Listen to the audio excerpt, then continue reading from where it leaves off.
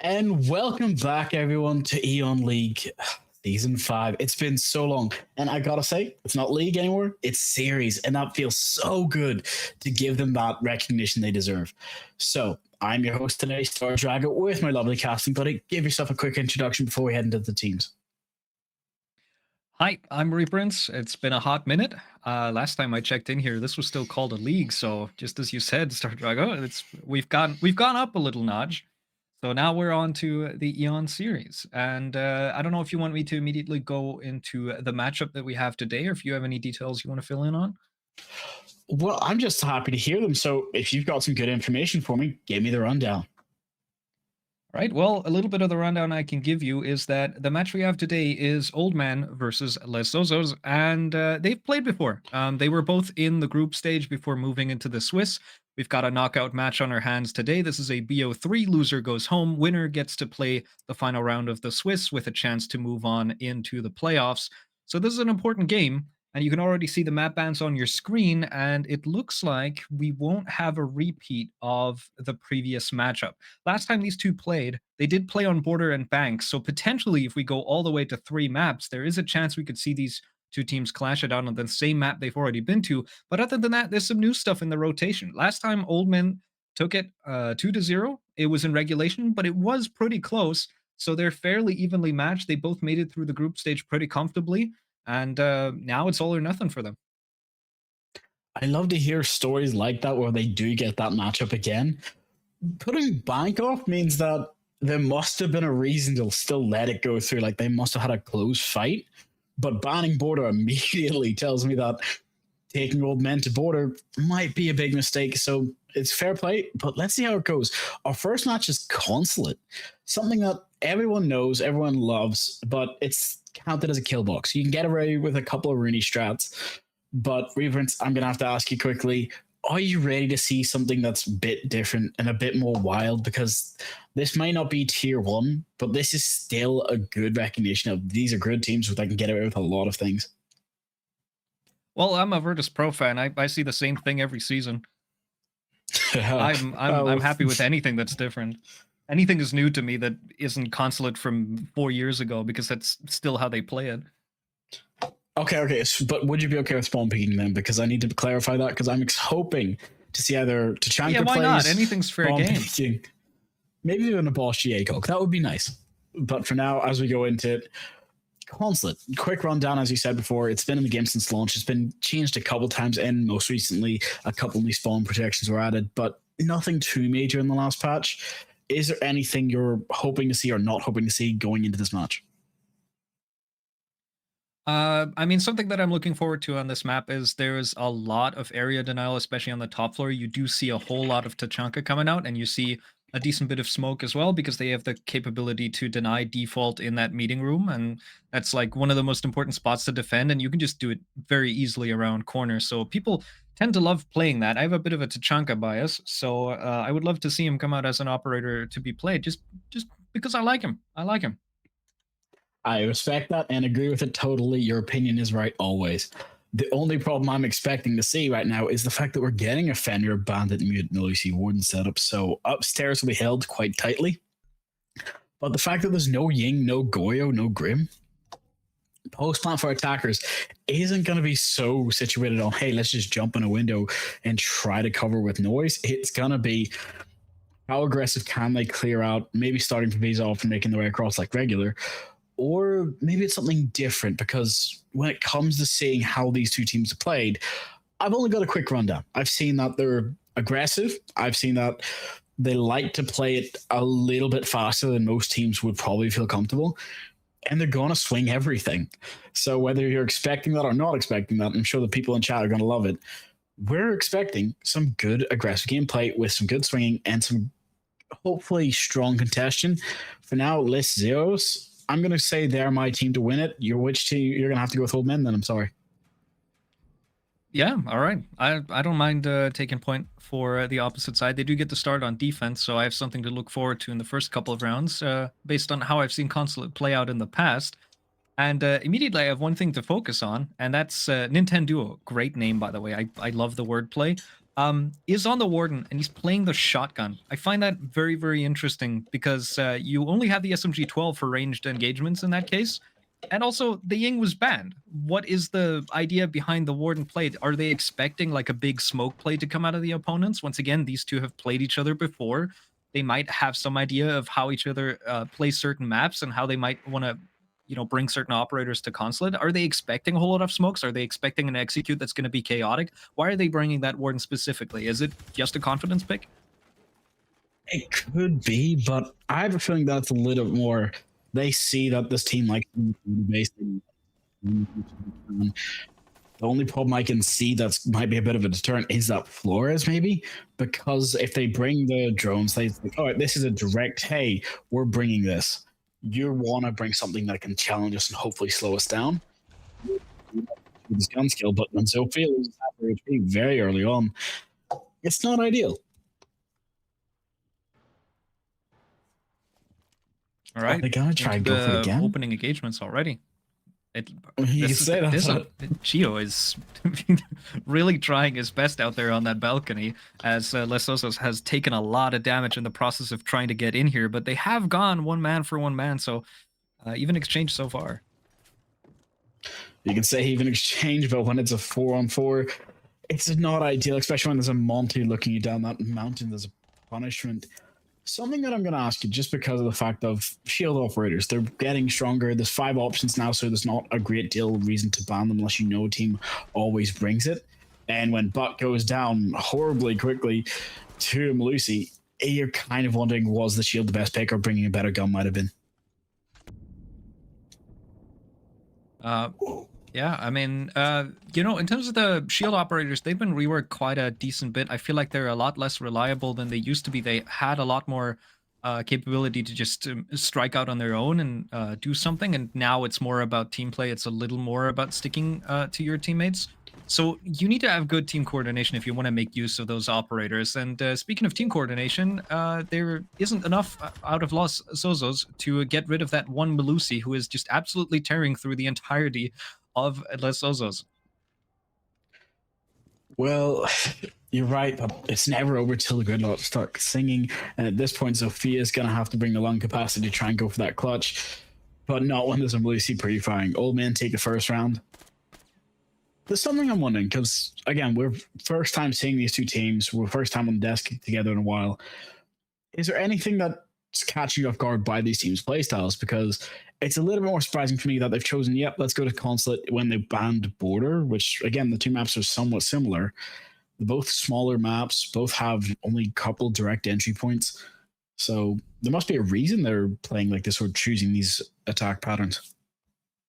I think the biggest difference for Consulate is while it's confined and while it's a box that's difficult to get into, it's kind of necessary for the attackers to breach into the map and at least get a foothold in like one adjacent room, even if that's just mostly yellow, top of the staircase, or if it's just getting admin control. You have a little more room to play around with. On Border, it's basically you're taking fights outside, and if the defenders can't control the entire map, and they allow the attackers in at any point in time without getting a worthy exchange for it, which is either a kill or 2.5 minutes of your time, usually it's the attackers that come out on top if they're given too much space. On Consulate, it's a little more lenient. You can play around the late game. You can shift around how you want to hold something, and you can especially go for something like a late flank, or you can just go for an aggression in mid-round that can still pay out for you. It's not as linear as Border is, where it's always this like early aggression. It's got to be taking the fight head on. If you give them too much space, they win.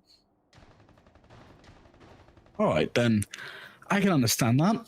I'm just trying to think of what's the best way to play this, because right now, as you've said, they're trying to set things up, and as we've got a beautiful boss GA cog, I'm just way too happy for the amount of shotguns on this old men team, and that makes me too happy to say this, because right now I'm hoping for Les Zozos to make up that difference, be able to overpower the boss GA as we know it can be done, and hopefully clear out, as they've just quickly found out the person hiding up on the second floor is Fenrir.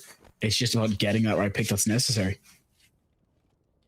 Okay, and now we see that Warden pick potentially come to fruition as, the glass does come out. So there is smokes in play. There's some sort of counterbalance around one another.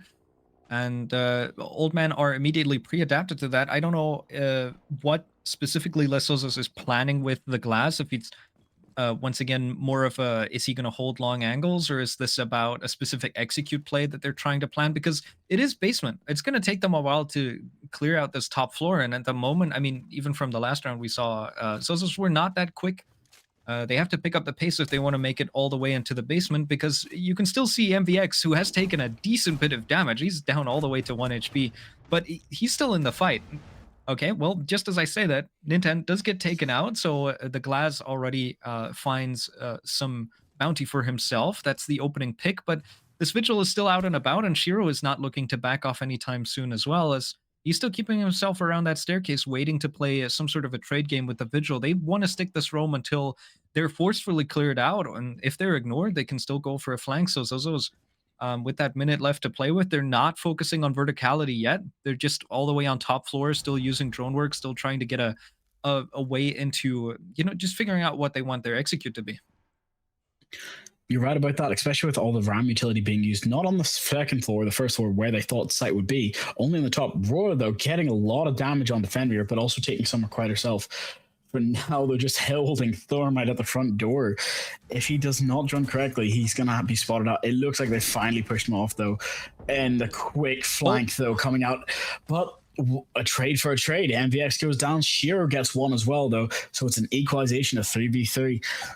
It's every time I'm trying to say something where they just have to blow my bubble, and with a big breach now being opened up, it's all going to come down to, are they prepared? Because Thermite's actually going to be that cover.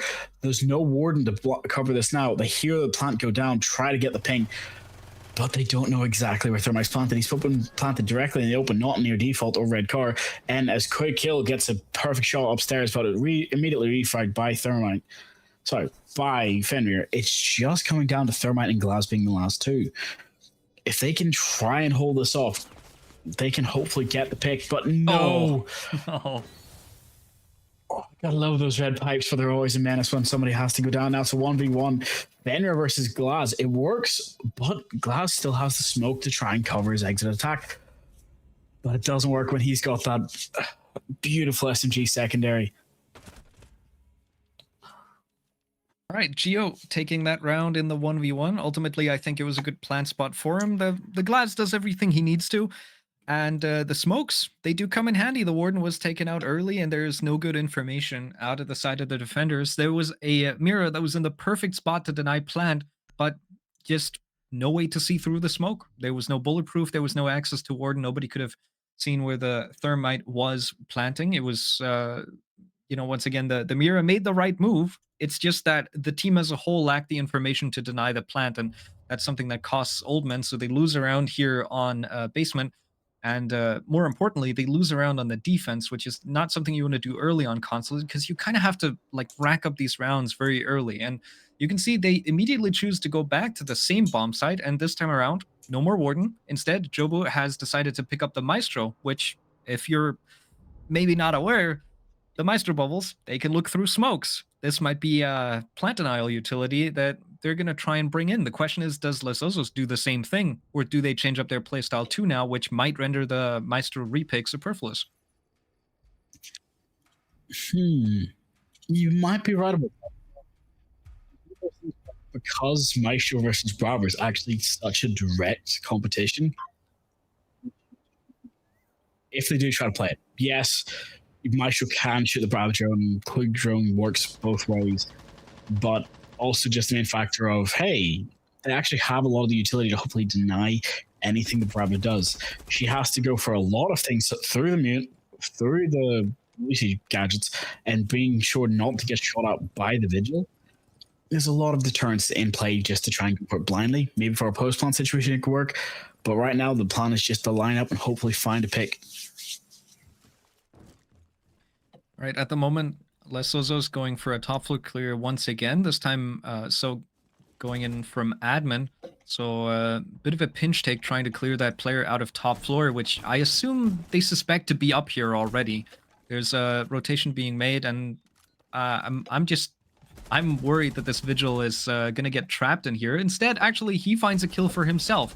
The Ram just kind of mistiming the push with the team, just gets caught out alone, immediately gives a free kill over to the top floor roamer, and now Shiro gets taken out elsewhere, but MVX is still a threat they kind of have to deal with. So despite it being an even trade, now expending more drones as well, just working their way through and hopefully clearing that guy out as Old Man is once again going with a fairly aggressive strategy of just holding ground with this vigil. Well, he's tried to, but MVX does go down. That gridlock on the flank, making it a 4v3, giving them that man advantage that they needed. But with a minute 25, I think the Roamers have done their job solidly. Because mainly for two factors. It might be the fact that it's just one floor down, but it's not the easiest to open up with when you don't have a lot of utility. Yes, she can try and stop any sort of flank push that comes through, but with enough time, they can just decide, well, we're going to turtle and hold the long angles. There's a lot of places on the site where you can either be in sight or far enough away where you can just directly go for competition. Yeah, the Ram is definitely a pick that hurts to lose as you're, opening engagement. Out of all the operators, you would want to keep up at least for the mid round. You don't need her for the late round, but at least for the mid round, it'd be nice to have that verticality. Instead, now they have to rely on maybe clearing a little more one-dimensionally, which could funnel them into the shotgun of Leonard, who's still just sitting on yellow staircase. He does get droned out. They know he's here. The question is, can they afford to ignore him, or do they just have to push into him? And it looks like it's going to be the latter. As a C4 is coming out, doesn't quite connect. Leonard's still holding this angle. Now 2 players stacking up. Here comes the gridlock as well, and so does find that kill. That looks a lot better now for Zozos as they find themselves in a prime position to maybe execute, but there are those Maestro bubbles. There's 1 kill, and the Planter has taken a whole lot of damage, and they can't deal with this Maestro cam. They're trying to get rid of it, but no, the body block doesn't work either. They run out of time. Oldman, they get themselves on the rebound. They try basement again, and this time with the Maestro, with the info, they can deny the plant. Oh, that was an insane round. I'm going to ask you quickly to give me a quick recap about how you think that's played out, because in my eyes, it was holding staircase, having the time, and then having Maestro being the perfect counter pick, as I said before. I mean, it's a good counter pick. Once again, I think the Brava is the immediate counter to the counter. The problem is, I think it's exactly as you pointed out, Drago. There was too much for the Kludge to deal with. There was too much to go through, and they never made it close enough to the site with those drones to find any impact on the Maestro bubbles. And so they stay up in late round. They can get used for that execute, and it just becomes a little too hectic, despite it being a 4v2. Maybe a better option would have been to push deep into the site, try and go for kills, maybe find a plant spot that isn't exposed to a bubble, but that's risky too. Because then you might be going for negative traits. You might be going for 2-for-1s that are not favoring you, and you can still throw away a massive man lead there. So tough position for Zozos to be in, and I think once again it just comes down to pace. It comes down to speed. They get contested early by Oldman. It takes them a lot of time to clear everything out. They don't get to do what they want to do because they lose the Ram early. And from that point forward, it just becomes too hectic, and Consulate is too big of a map to be taking your time. All right. That's probably the best breakdown I could accept, because I'm just thinking about how do you prove upon that? Because it wasn't a mistake of operator picks, and now that Ram and Mira are both gone, it's going to be a point of contention, because you still have that Bravo, you still have that Maestro if you choose to bring them. But now I think Bravo's going to find a lot more utility, especially with the fact that we have that Fenrir, we have the Lucy. Those are 3 operators that can be hacked. But on the opposite side of the attack, they're still bringing Warden to try and counter any smoke plates you can possibly bring. Only the person bringing them, though, is that Brava. So maybe they've just got a more solid choice now. C4s in hand do come out and work, maybe. And I think here the utility out of Zozos is coming in at the right time, using the attacker repick to their advantage. No glass this time. The Warden comes out, the glass is immediately put away again.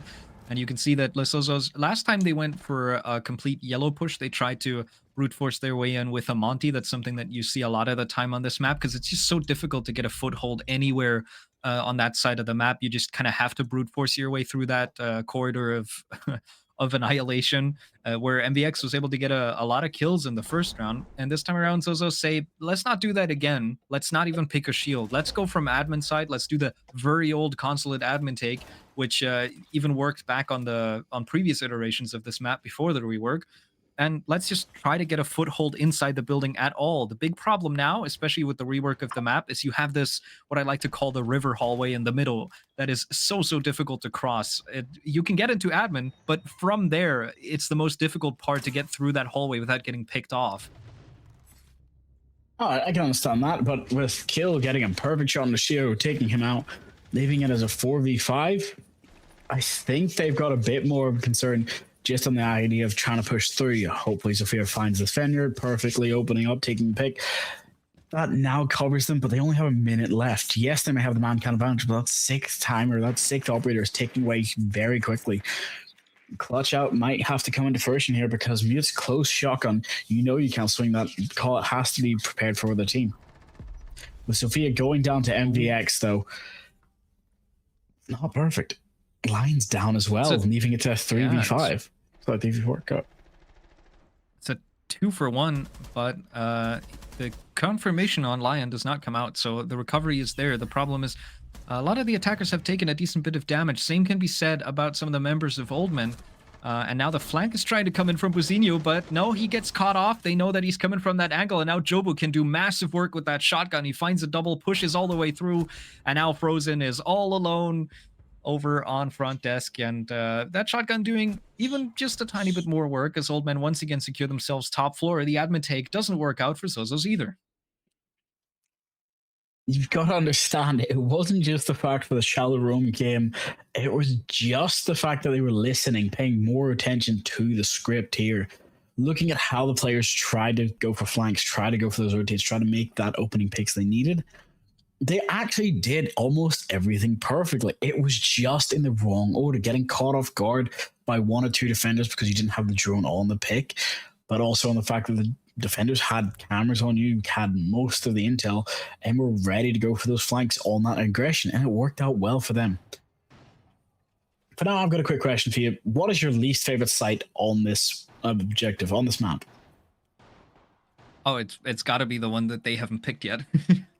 For sure. I'm not a huge fan of the split bomb site over on Tellers, the Tellers/server basement. It's just a very awkward site to play because the bomb site, especially in the basement, is so huge. It's impossible to have enough anchors to make sure that everything is covered while also maintaining enough verticality, because the easiest building, or the easiest part of the building to get into for the attackers, is admin. And admin gives you complete verticality over basically everything of that double stacked site. It gives you, if you bring a buck, you have verticality not just into Tellers, but all the way down into basement if you really want to. And with that, there's nowhere in the site to play, and there's nowhere to deny from outside the site. It's just a really tough position to be in. If you play aggressively, if you have a trick up your sleeve, it's certainly a site that can work, but I don't really like it. All right. No, I can understand that. I'm just trying to think of it because of the fact you say you don't like split for that reason. When it comes to piano, that's most of the reason I actually like piano. That top floor control, making sure that even if you're not on site, you still have the winnable chance to try and take it. But yeah, but it's the other half of the top floor. That's very important. It's so much more difficult to take that part than it is to take admin, and that makes all the difference. Oh, okay, I can see that. You don't like the direct challenge. That makes sense. But when the run out comes out and the 3K comes perfectly, double kill for Lariat and Sierra getting his own, pushed just into safety actually. So now it's a 2v4. It's not ideal, but Blackbeard can still clutch this up. We all have seen it happen in our rank games. Warden goes down before that C4 can detonate, but it did deal a little bit of damage. Don't worry about Blackbeard. He can make his own rotation holes and push back through. That's 3v2. They do have the fuser now on the side of Zozo, but it's coming out whether they're sleeping on this play or they're going to try to set it up, clear upstairs, go for the kill through the floor holes, because they work both ways. It's just all going to come down to whether or not they've droned or they're just going to be caught off guard by this player hiding up here, whether MVX can get this pick onto the Blackbeard or get spotted just at the right time. He does see him there, and he is being given the engagement. There's a repeat coming out from the Azami. Not sure if she wanted to back off or if she decided to take that fight, just second-guessing herself a little too long, and the Blackbeard capitalizes, and Blackbeard being given 2 individual engagements does give him access to a few more kills. The problem is he does get down now, and Jobu will finish the job with that silenced Saiga that he's holding in his hands. I think it was I don't know what it was that actually got the injure. It I'm looked like an pretty sure it explosion. It could have been a was. Capcan trap. I'm pretty sure it was Capcan. I'm pretty sure he either got it through the shot on the last second when he downed him, or it was the explosion on the door and he tried to push back through. Only problem is whether Nomad knows where the Sasug is hiding. It's all going to come down to this last 20 seconds. Does he know how close Capcan is to waiting while baiting out Valkyrie? He does. No, he saw him.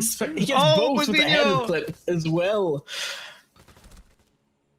What a 1v2. He's being given 2 individual engagements. It's just not peeking at exactly the same time. You have one guy stuck in a corner. If he gets peeked, you need to make sure you're getting that refrag. And the swing from the Valk is just a little out of sync, and that allows the Nomad to adjust, get that second kill as well. And that's a really important clutch for Zozos to get themselves another attack. And now they're actually looking kind of good, even if this becomes a 2-4 split.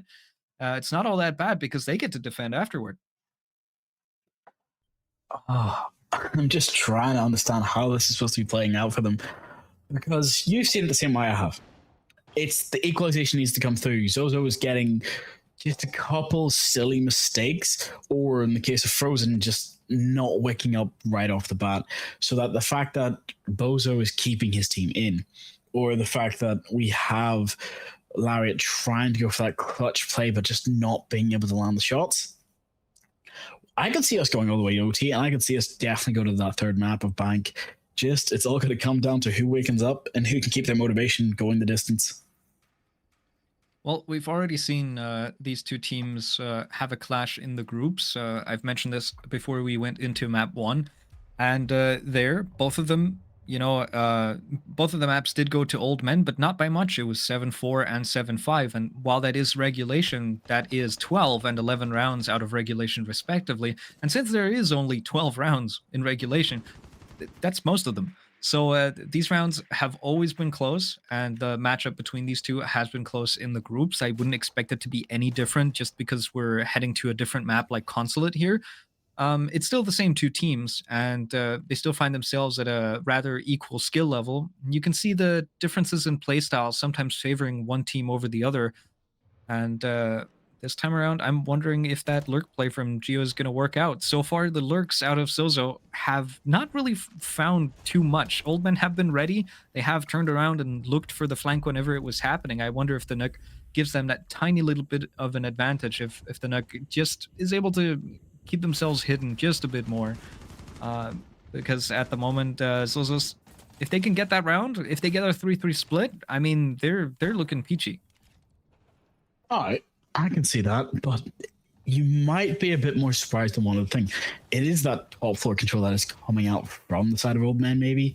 It is important for them to try and clear this out and take that position, but having 4 people above and 1 in sight in a first full bomb site where you can actually take and rush it, this could have went horribly wrong if they chose not to directly challenge it. But Valkyrie goes down with a quick exchange for Geo, so they might have a better answer. But Forzen finally wakes up and takes out Shiro. That's a huge pick for this side of Zozo. Leonard gets the first one, finds an opening pick. No immediate trade, but he does swing into a second fight, hoping to go for more, and ultimately it gets him punished more than anything. And now it's looking very good for Zozos. There is an injury coming out, and that C4 will confirm the kill. The pickup did come through, but not in time. And Ninten, he's getting 1, he's getting 2.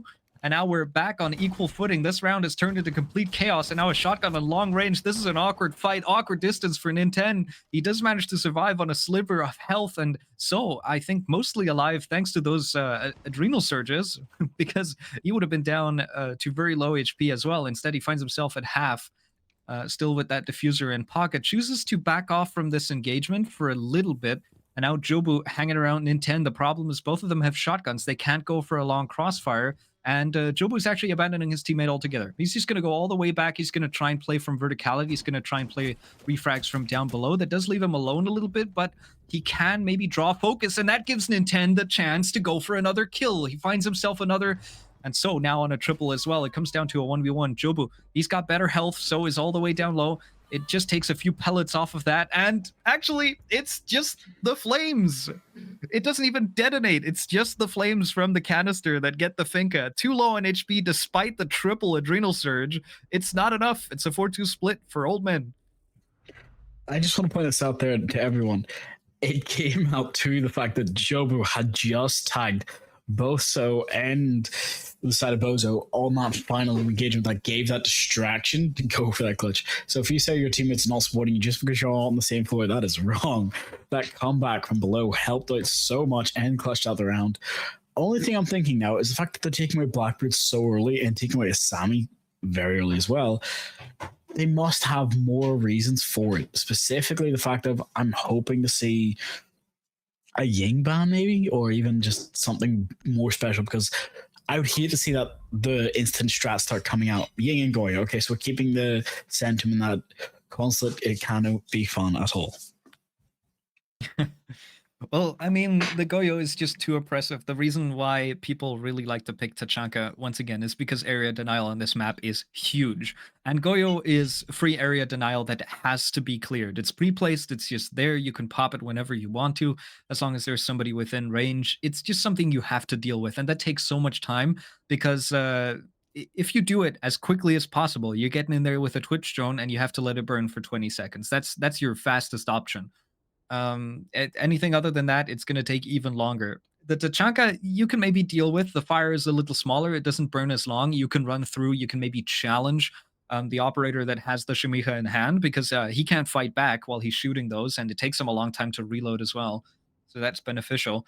So it does just make sense to get rid of the Goyo. And I'm not surprised about the Ying either, because Ying on Consulate, it's just not a combo you want to go up against unless you want to be perma-picking Warden.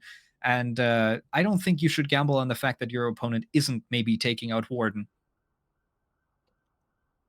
Well, we're going to have to see how this push-up comes out to play. Because, as you said, I would love to see Tachanka, of course. But as we're sitting here loading in, it might be a quick lobby bug. So you might have to come back to our quick faces in a second. So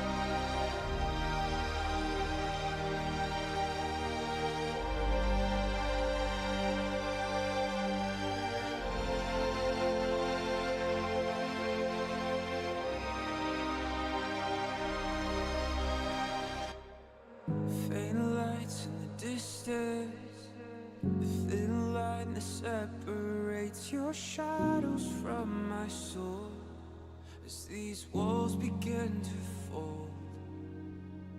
Head lost in the silence, cold stars illuminate the secrets on your tongue and the poison in my lungs.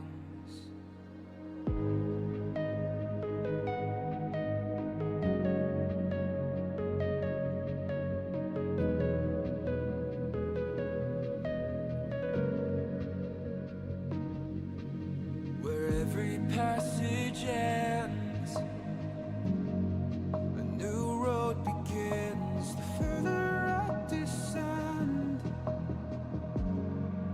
your labyrinth.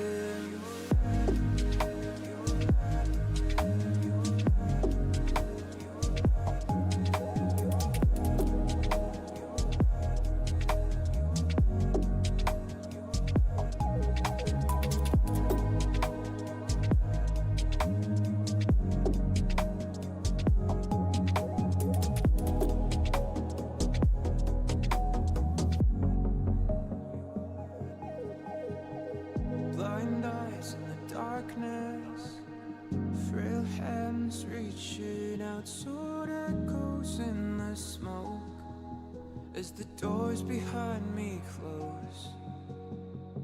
No cure for the madness, each turn tangled in the fear of losing sight of the slowly fading light.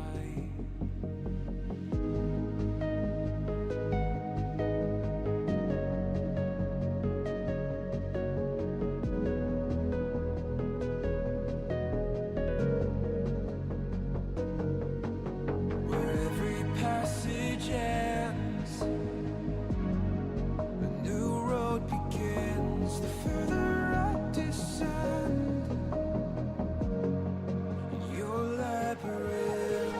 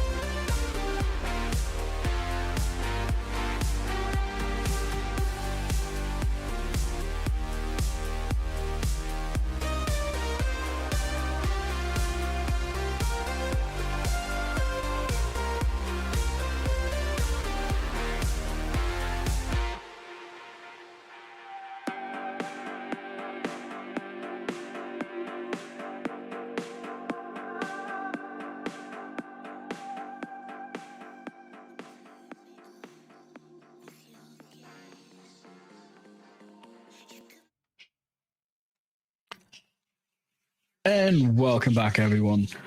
With just a small minor hiccup to the server, Thatcher was playing aggressive with his new toy and accidentally hit it. So, as we're back into it, I'm going to ask Repens, what do you think of the new Thatcher changes? The new Thatcher changes. Right. He can shoot them now. He's got a gun. Well, They it's gave an him a gun. RPG. It's even better. It's an EMP RPG. If you've ever played Batman Arkham Knight, it works fantastically.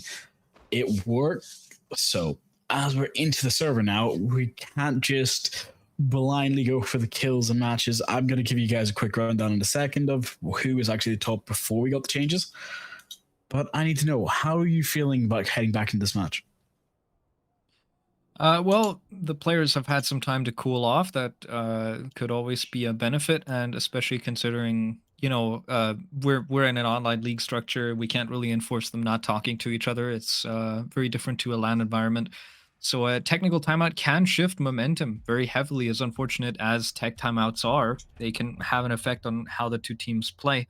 And so there could have been some consideration on the side of Zozos going into the defensive side on what they potentially want to do, and maybe just going through the strats one more time, or thinking about how old men want to attack. The problem is the timeout. The technical pause came at kind of the worst timing, where you don't really have much information to go off of. You can't react to anything, but you can still just go through and make sure that you're playing your own game confidently.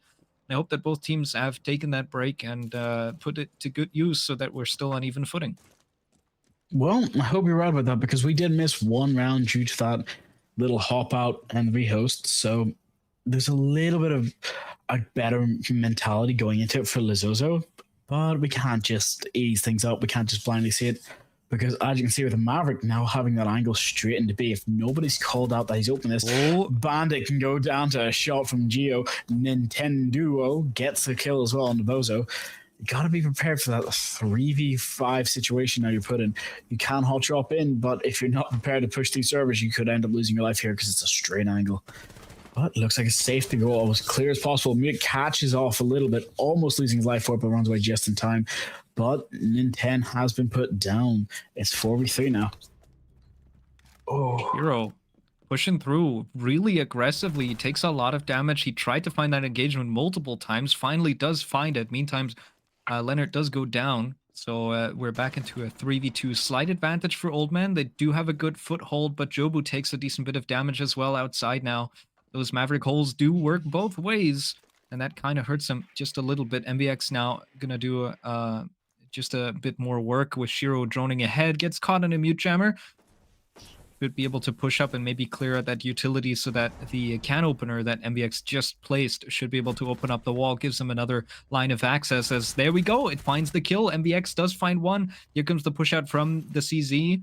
So with that new sight on the CZ, does find one more down. I don't know if he's aware that Shiro is down. I believe he might be hearing him, but he's worried about the push from the other person. But no, he goes down to a Thorn gadget. He just clutches without doing anything. What a defensive round. Zozos, they just tie the game off of a Thorn trap. Well, as all things good should happen, I was not expecting that. I don't think anybody else at home will be. Because of the Thorn gadget that was just, placed mindlessly, it worked out to get the kill, stop the plan, and, go for the win. So I can't be upset with Thorn anymore. I used to think that Thorn wasn't the greatest operator. I thought it was just like a bit of a different Ella mixed with Capcan, but I've been proven wrong. Well, the deceptive strategy of the Razor Bloom is not that it goes off immediately. With a Capcan, it's like either you spot it or you take damage. That's it. With a Razor Bloom, it's if you don't spot it and you walk into it, what your next decision is matters a whole lot more. With a Capcan, it's just already done. But with a Razor Bloom, the real mind game only starts once the trap actually activates. Do you go forward? Do you go back? Is there another Razor Bloom if you go forward, which is usually how most effective Thorn players use that gadget. You have one, you have another one, you walk forward, you try to avoid one by moving a little forward, another one activates, and that forces you to push all the way in, which usually overexposes you. It's more so a tool of controlling enemy movement, of making sure that the attacker is somewhere where he doesn't want to be, and then you can capitalize off of that. But sometimes the attacker just makes the wrong decision and ends up staying in the radius for a little too long. Oh, maybe I've been using Thorn wrong this whole time. I was kind of hoping I wasn't wrong, but it does happen. With Ella, though, setting up pistol in hand, or back to the main gun for now, that primary. I'm just trying to think of, because of the fact we're having this weird split where it's the synergy of three up top, two below, maybe they're just waiting for that push because Zozo understand as it's now their defensive, they can set the pace. They get to set how this momentum of the match goes. Old men can speed it up as much as they want to, but you got to let the older gents take their time with certain things. And for now, I'm not sure if that's going to be a blessing or a curse. The question is, in their old age, are they still able to hold on to those shields with those shaky hands? That is the question that I'm posing right now. Is Ninten and Jobu both on shield operators? Ninten has taken a lot of damage already, and those goo mines are already getting a decent bit of value. Both of the shield operators have stepped into one, have been forced to back off, and that costs you a lot of time because shield ops move slowly, and it takes them ages to get that little needle out of their foot.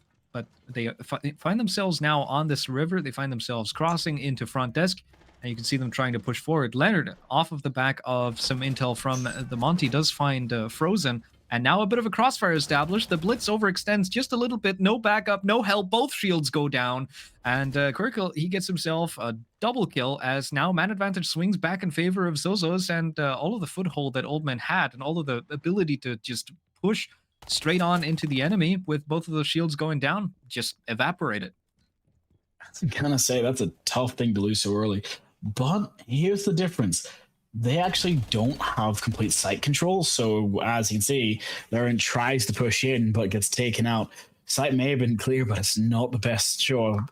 But now, there is still now two. One quickly drop through the hatch. And if they don't find the player in the main entrance, Valkyrie's going to get a beautiful pick on the shear, taking him out, and exactly as cold. But now MVX, last man standing, having to try to fight this back. But as the collapse will quickly come, Ella's rushing down, hopefully trying to find that pick on Eric. But no, Valkyrie will be the one taken out. So that's that main lobby clear, a little bit less phantom pressure going on. But as Ram tries to run away and hopefully find the pick she needs to open and start this, it's a back and forth. That time is going to be taken away slowly. 21 seconds, has to go for the swing, try to find the yellow, does catch her, but not enough to actually land a shot. Only so many bullets in your gun. Reloads quickly, comes out, switch to your secondary, but it's not going to be enough. Quill's there for the pre-fire to back up Ella. I love the play of both of them finding the initial engagement, not connecting the kill, and then both. It's like watching somebody play rock paper scissors and both threw paper. It's like both of them went around the corner, hugged a close angle, and just went prone. Both of them were just like, let's play off angle and wait for him to swing. Well, if you both do that, no one's gonna swing.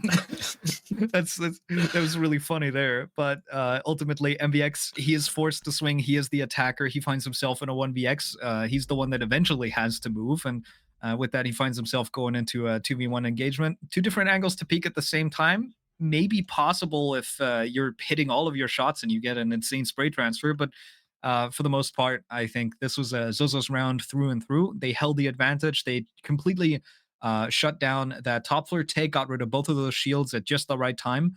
And now they find themselves, from trailing 2-4, now up 5-4. And this is what I mean about the defensive side. It's really important to get those rounds. And Old Men losing 2 rounds on their own defensive side, this is starting to hurt them. You are true. The advantage has been taken over. I'm hoping that they have a little bit more in the tank because from what we're seeing, it's just coming down to a quick tech pause. You've got that tactical timeout, but is it going to be worth it to try and lose that momentum, or is it better to plan ahead? Because as you can see, we've got Nomad, Amaru, Groom, Ace, and Dukebi. That sounds like a rush strat to me, regardless of how you try to set it up. But again, going through console office windows, trying to go for the default plant without Ying or much to try and burn as anything really to cover, like smokes and Lucy's, you're putting yourself into a lot of difficult situations of what ifs.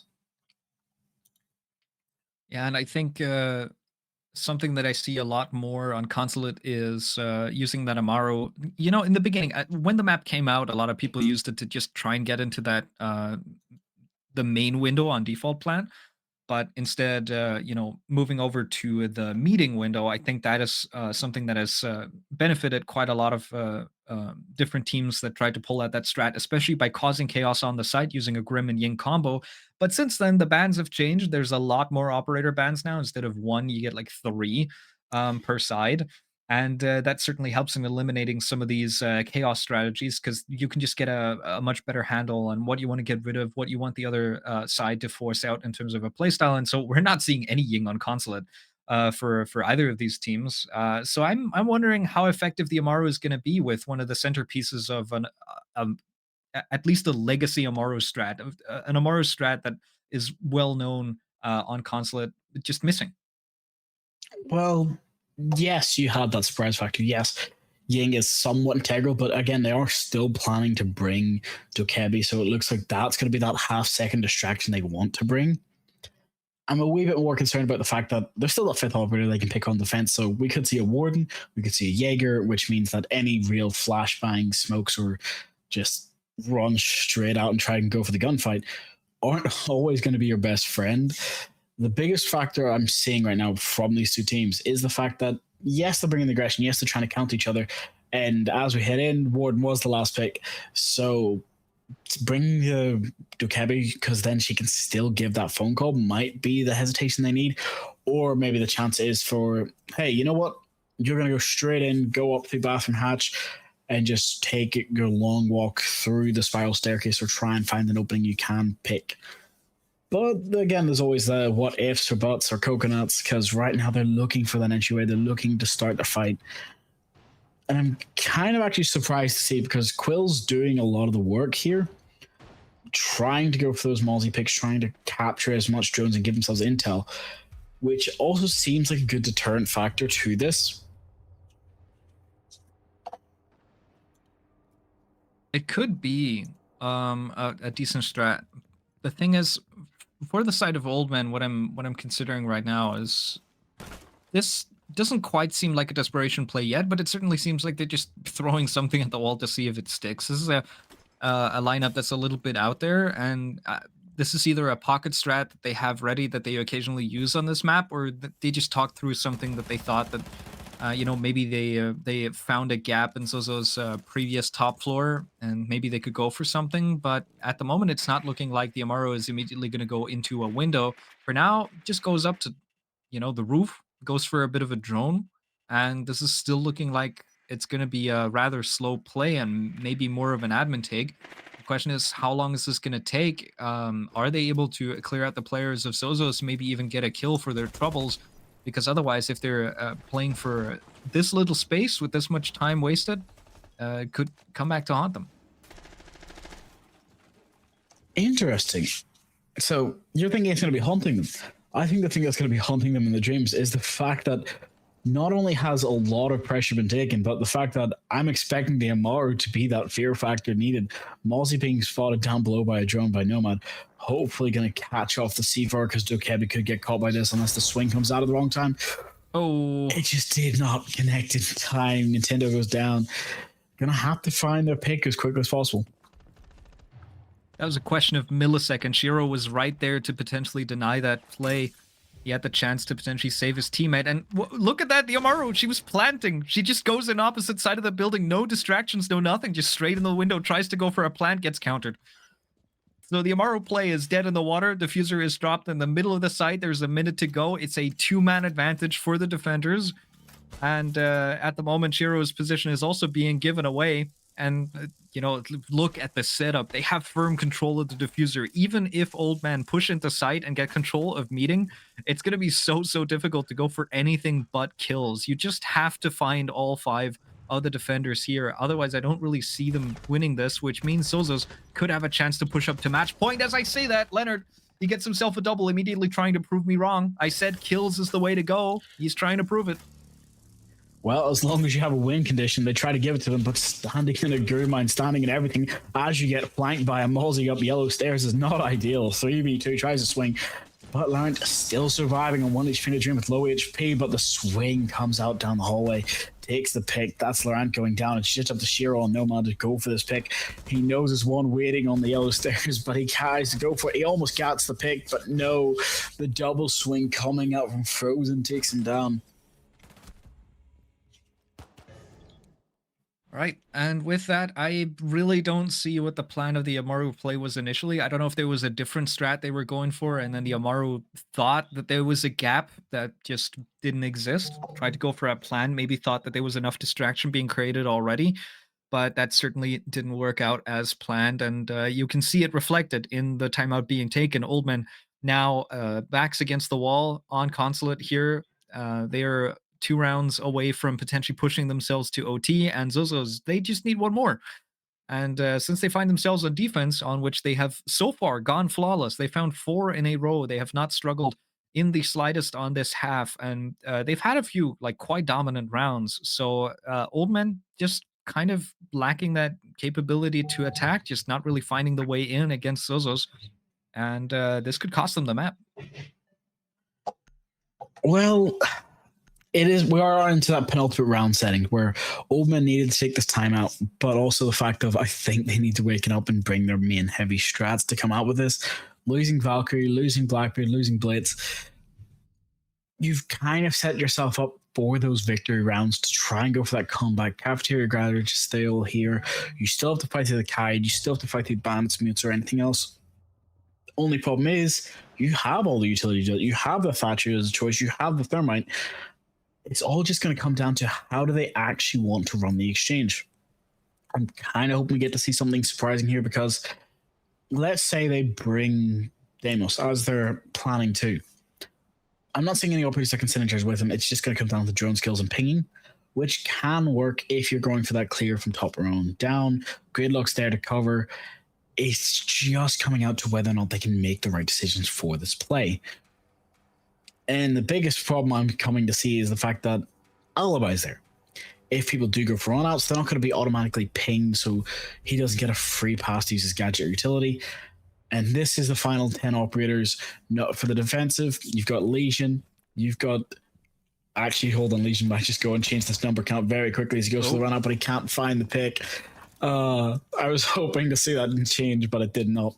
So it did almost come out for him, but not yet. Lucinio just trying to end this game as quickly as possible isn't rewarded. There was an opportunity to run into somebody. The timing just didn't quite work out. Everybody gets away with their lives. And as you mentioned, if the Legion wasn't spotted off of a drone previously, that runout will not have given away his identity, which means the Deimos still can't track him. So the Alibi is actually a decent bit of a counter pick into the Deimos, obviously in relation to how big the drone work has been. And you can see Alibi definitely got spotted at some point, as now the Deimos tracker is on her. That little helicopter is floating around, and you can see for now it's not anything that's happening. Instead, there's a different engagement happening, and Shiro actually finds Frozen. So that's the smoke off the board, and that's not the operator you want to lose first. No, having all those canisters still in pocket as well is not ideal. But as just headshots after headshots coming out from this team, it's not ideal to even be trying to go for that fight while Laurent's holding yellow stairs just from the doorway, getting a perfect pick. Soho here with the M80 shotgun, taking out a beautiful pick, taking out Laurent. They're just going to have to try and find the opening because Shiro's already ready to push down this server hallways. And we know that when he gets to break room door, he's going to be a menace. Only problem I can see coming is, are the defense ready for this? That hard breach charge is going to give away a lot of utility, but so is that gadget charge. Shiro does get the pick on Bozo, though. That's not ideal. The Diffuser is going to get planted in A.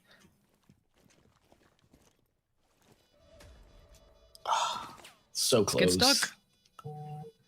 There's no counterplay coming out. Kirkhill is trying to go for a bit of a flank, but it takes him too long to get there. He gets cut down by Ninten anyway, and now So is all alone. He did find a shotgun kill, but he needs to make this an ace, and before I can even finish that sentence, he gets dispatched of.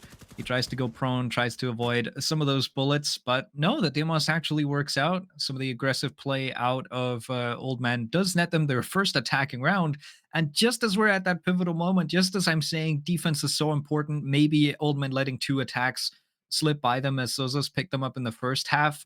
Maybe that was the nail in the coffin, but no, now Old Men prove that they too can get an attack if they just play a little more aggressively and a little less around being more execute based. And funnily enough, playing less around the execute gave them enough of a man advantage to ultimately execute.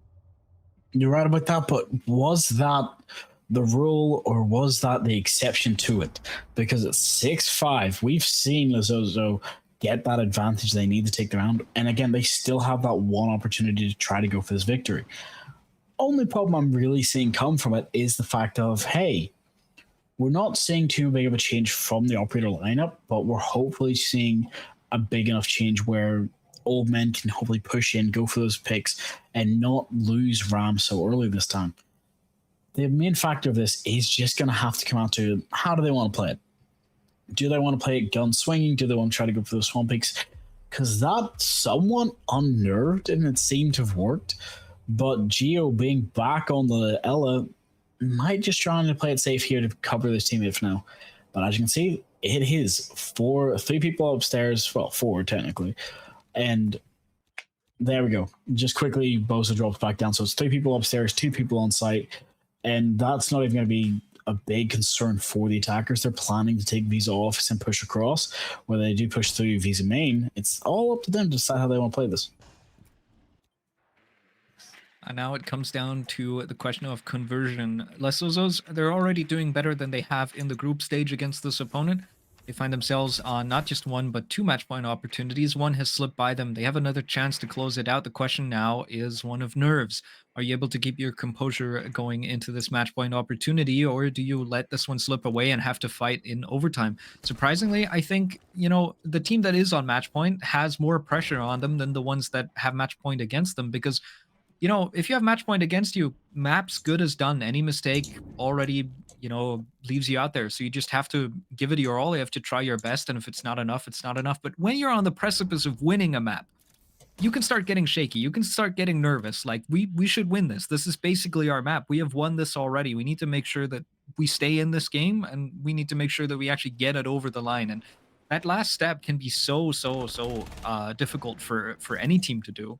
So I'm worried that Zozos might be getting the shakes here in this late stage, but Frozen, trying to prove me wrong, immediately goes for the first, and now Shiro tries to go for 1, immediately gets traded out as well. So Zozos off to a good start, but immediately the trades come back and forth. These 2 teams are scrapping in this final round of regulation as we're immediately into a 3v3. Oh, it's getting close, but as Kirkill goes down to Nin10, you're going to have to be playing this out for 2v3. It's tough, but they can still hold sight. They have the utility. They have enough gun skill to do this. The only problem is whether or not the opponents try to push inside or try to go for the pick play, because right now Ella's stuck between a rock and a hard place, trying to clear out west corridor, but gets spotted, just barely trying to re-enter sight. Knows his angle's being held from above, can't push in just yet, as Mira tries to hopefully find this opening pick to give them that leeway they need. Oh, that verticality. It doesn't work out for MBX. It goes against him. Frozen somehow able to find that headshot. The superior fire rate and just finding a better angle through those metal grates gives him that advantage. And so we find ourselves on even footing. Now Geo on top floor is able to punish Nin10 somehow, and it looked like we might be pushing into overtime as Old Men were doing so well, but it all slips away. Frozen with a huge round. I think it's a triple for him in this last one, and we put it away in regulation once again between these 2 teams, but this time, Les Zozos are the ones to take map 1. It is beautiful timing just to come back into that, and they just decide, you know what, no, we're going to fight tooth and nail to try and go for this clutch up. It worked perfectly for them. It was close. It was very close. But we still have map 2 and maybe decider on bank, which I'm sure the teams are expecting. They're going to have to fight it out tooth and nail to try and go for that victory. Only problem I can see, and the fact that I've only just been noticing this now, these teams do have a history. You've mentioned it before, the last time they went 2-0. Zozo got a good fight the last time, but they couldn't seal the victory. And they did go to OT. This time, no, they've taken that first round, not going to OT, and they're taking us to Nighthaven Labs, a map everybody should know. I'm sure you're excited to go to it as well. I'm looking forward to it. I'm just So let's, yeah. Let's throw it to a quick break, and then let's get back with map 2 immediately, as I'm sure the teams are just as excited to get to map 2 as we are.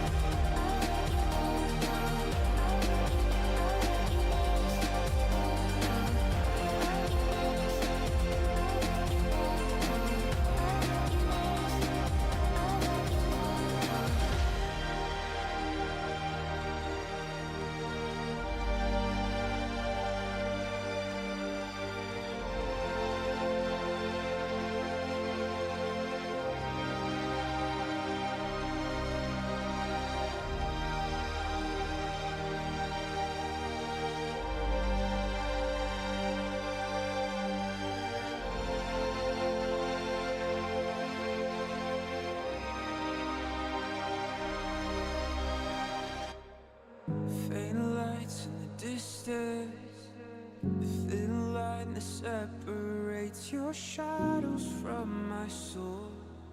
As these walls begin to fall, head lost in the silence, cold stars illuminate the secrets on your tongue and the poison in my lungs.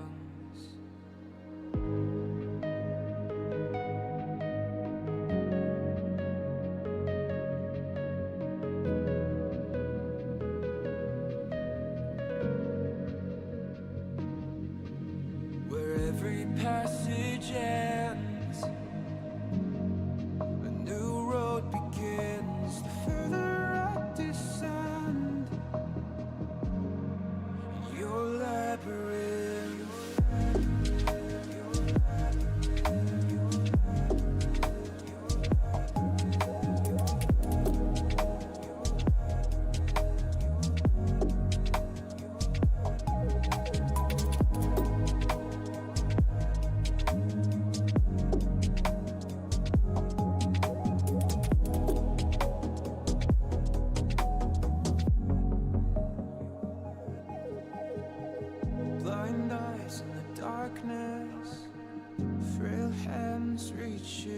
that sword echoes in the smoke as the doors behind me close.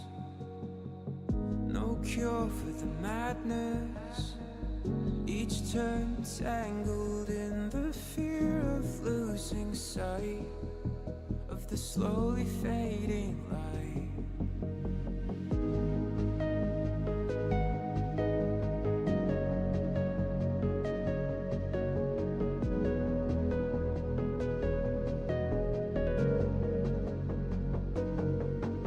Where every passage ends, a new road begins. The further I descend in your labyrinth.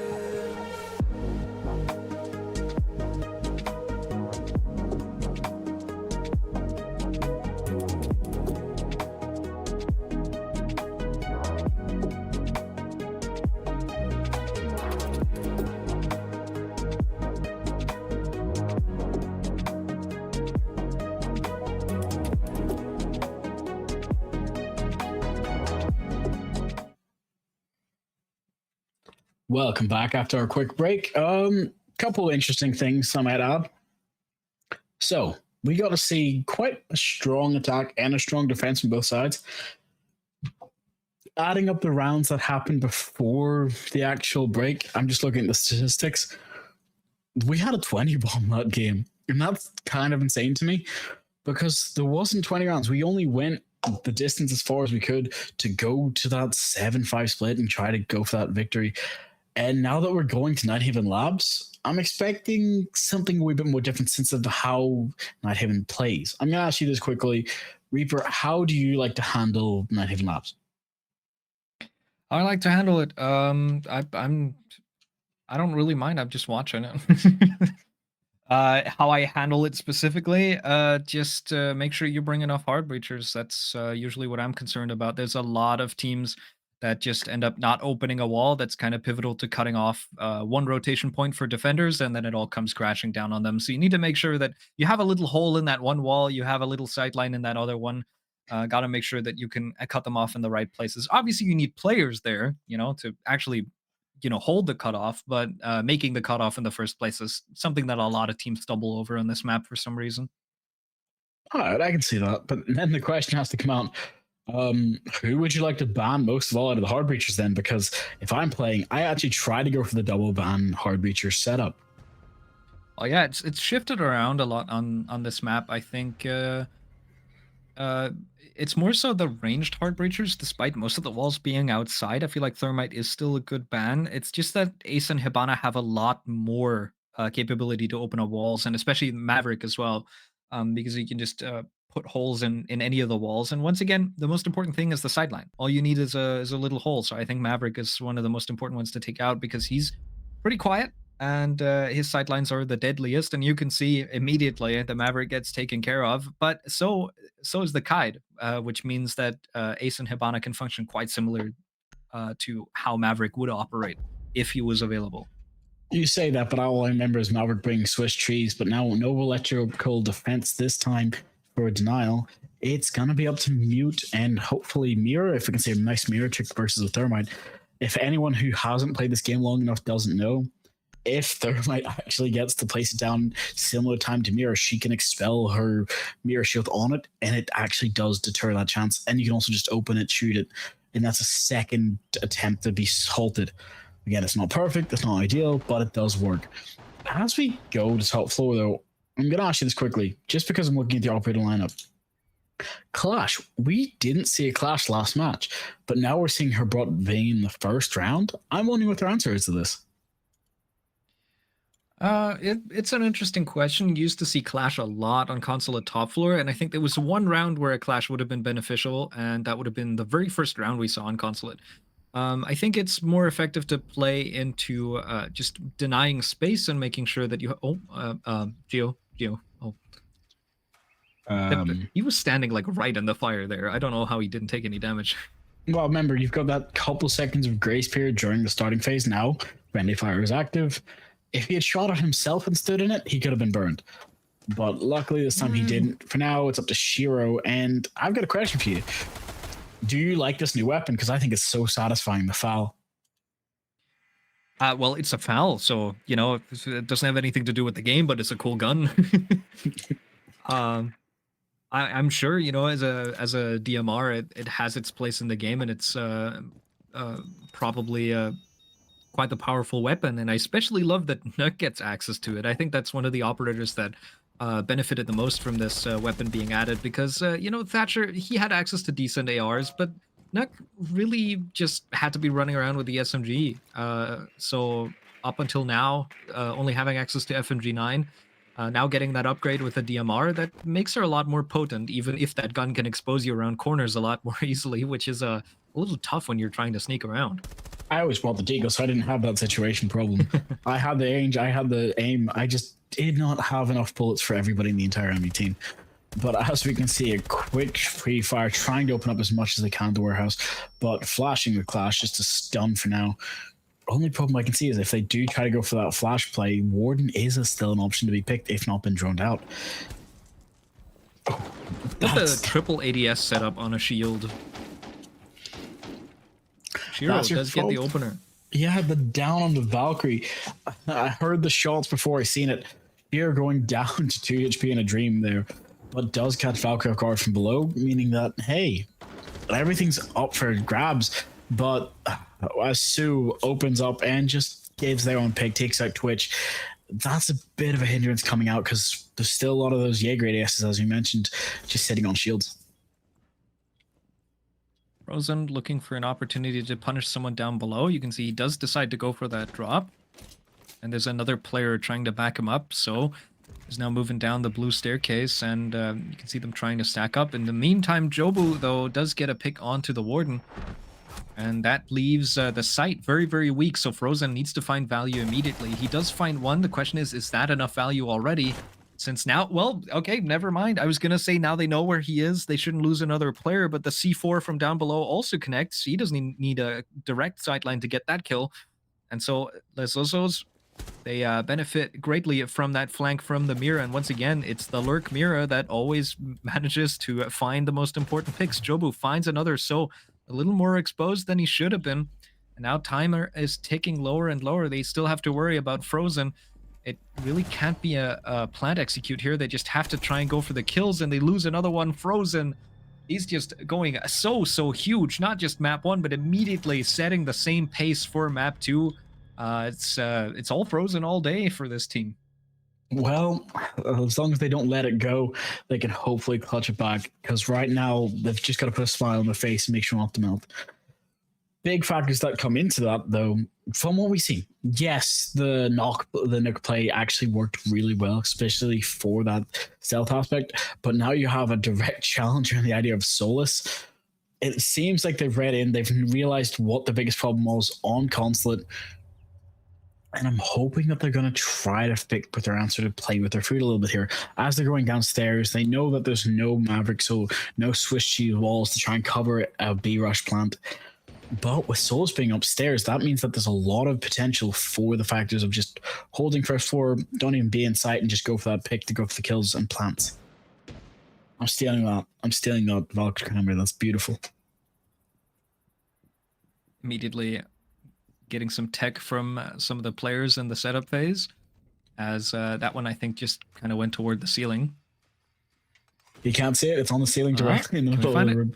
There it is. There it is. Okay, found it eventually. Inside of the light. But now as we load back into Samia, she's just dancing in the windows, hoping to find her own pick in the warehouse. I'm going to ask you this. Do you prefer double reinforcing warehouse or reinforcing hatch and just trying to be a sneaky entrance? Just be waiting and be a sneaky so-and-so at the moment, because Bozo's going to try that. Well, I don't like what he's doing right now, because he's in a kill box. If he gets droned here at all, it's really difficult for him to get away, especially with those walls being soft. But I think for the most part, especially with how this map has developed, reinforcing those 2 walls is just kind of a waste of reinforcements. They can be better used elsewhere. So I'm okay with just reinforcing the hatch and saying whatever, they can get warehouse control if they want to. We'll contest them elsewhere, and they have to worry about our guns, not about our walls.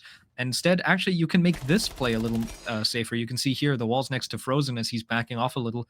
Those two freezer walls over on kitchen side have been reinforced. And I think that might be a better use of your reinforcements because it unnecessarily wastes time of the attacker. It just makes it a little inconvenient to use that as a rotation. With a buck that'd be open in 2 seconds, now you have to can opener it and you kind of have to crouch through it. It's a little awkward. Well, as the C4 comes out, the Blackbeard just a little bit of a deterrence. Blackbeard's on 1 HP in a dream. Valkyrie, though, does end up going down in the engagement. But for now, whether or not this person at the end of the hallway swings at the right time to go for Bozo, it's all just going to come down to what can actually be executed. They have a Ying, they have most of the players they need, but there's only one on site. It's just Warden trying to fight, and he's going to have to wait and hopefully try to get his pick onto the Blackbeard. And he actually, as Jobo gets the Ying but can't get the Blackbeard, Laurent pushes in. They now have site control while most of the other defenders are off site quite far away. Plant is going down. Nintendo tries to find...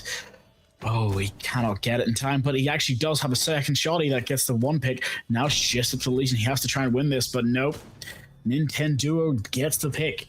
And that's important because that's a beautiful 2K to try and finish this round off after the fuser was planted. Super Shorty actually doing any amount of damage. What does this game come to? You've seen the range. Happened to the game that I love. You've seen how close you had to be. You basically had to be gnawing on the end of it. And even then, it's not always a perfect chance. Shotguns are fantastic in this game. Everyone knows that. Everyone loves that. But when it comes to being at risk, if that was any other operator besides Legion trying to slow crouch that, if it was Ash or any other 3-speed, you probably would have lost it. Now, though, we are heading back into the first floor. Sorry, we're heading back to the basement. And I'm just trying to think of how they're going to want to play this because I've seen that their main focus last time was the kitchen play, the aggression. They were able to stall for time, but since nobody was actually in sight, once they took it, it was just way too hard to try and push back regardless. I mean, Old Man, true to their name, you know, not gonna take a Shinkansen. They took a steam locomotive all the way through kitchen and just brought it out full force. The entire team just in a conga line, working their way through, and it worked effectively for them. They avoided a C4, almost actually punted one into the face of Frozen. I was worried that he was going to take himself out before the Blackbeard had a chance to finish him off, so... Old Man, certainly with the stack up on the roam clear, just does kind of work out for them. I don't think it's going to work a second time, so they have to change their approach, but as they change their approach, there's a bit of early aggression out of Bazinho again. He tries the same thing as last time, but this time he gets rewarded. Well, if that's how the cookie has to crumble, I guess. That's one way of doing it. Only problem I'm thinking is... how do you want to push this? Because you're getting very close to getting yourself stalled out with the RAM. Just opening up and getting an operator taken off so early, losing IQ. Not ideal when you brought a Deimos. And when a Sami goes down as well. Becoming a 4v4, though, equalizing it is good. But Ram's just going to have to do all the work. So, doing a bit of pre-fire work on the windows outside. There is players there, but they're not peeking him right now. And here comes the shield. He trades a bash, but that doesn't work out in his favor as he's actually exposed to Leonard, who is able to pick him up from outside the window. So it just gets bashed in the wrong place. That knife trade would have kept him alive if there wasn't a teammate around. So once again, the teamwork out of Old Man is what benefits them. The question is, does it now punish them? No, it's still only one. Jobu does go down as well, though. If they can recover him, it's only a 1-for-1 trade, but stacking up there could have been basically the end of the round there with that C4 from Frozen. It's lucky for Old Man that it doesn't come to the most extreme case, so they still have a chance here. Now Jobu on low HP does get recovered, still has a chance to use some of those clusters, still has a chance to displace a lot of these defenders down there who now basically don't have anywhere safe to play. They will have to start chimmying around, and that means the flank is all the more important as Kirkhill does get taken out, so I don't think that that's happening. You can say that, but the fact that Damo still only has 2 operators tracked left, and they just take out Striker, leaving it to a 2v3, it's not ideal for the defenders, especially when you're stuck in a kill box, but C4 goes out. It will detonate, but it won't find its mark. It's just barely losing out on HP, but Shearer's watching the tight angle and takes him out. It's just up to Valkyrie left. Frozen has to go for the clutch up now to finish and save their team. As he hears the hot drop from the Deimos, who's also tracking him, so shots are coming out.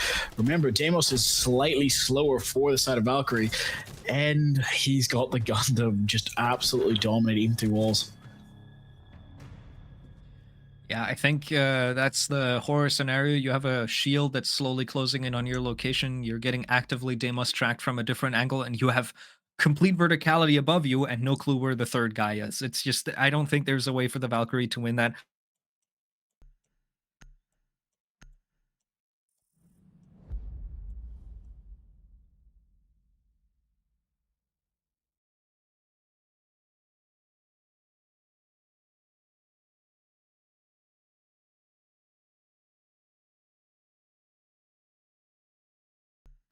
Well, that might be one of the reasons. I'm just trying to think of a different reason. So, when it might just be down to the ban. Maybe it was the fact that they really revealed their hand too early on the map of Consulate. Maybe it's because of the fact maybe they screamed each other on it. Maybe there's a bit more history than we actually realize. Or it was just, hey, we give them this, let them have their map pick. We'll take our next two and go to map 3 and just dominate there as well.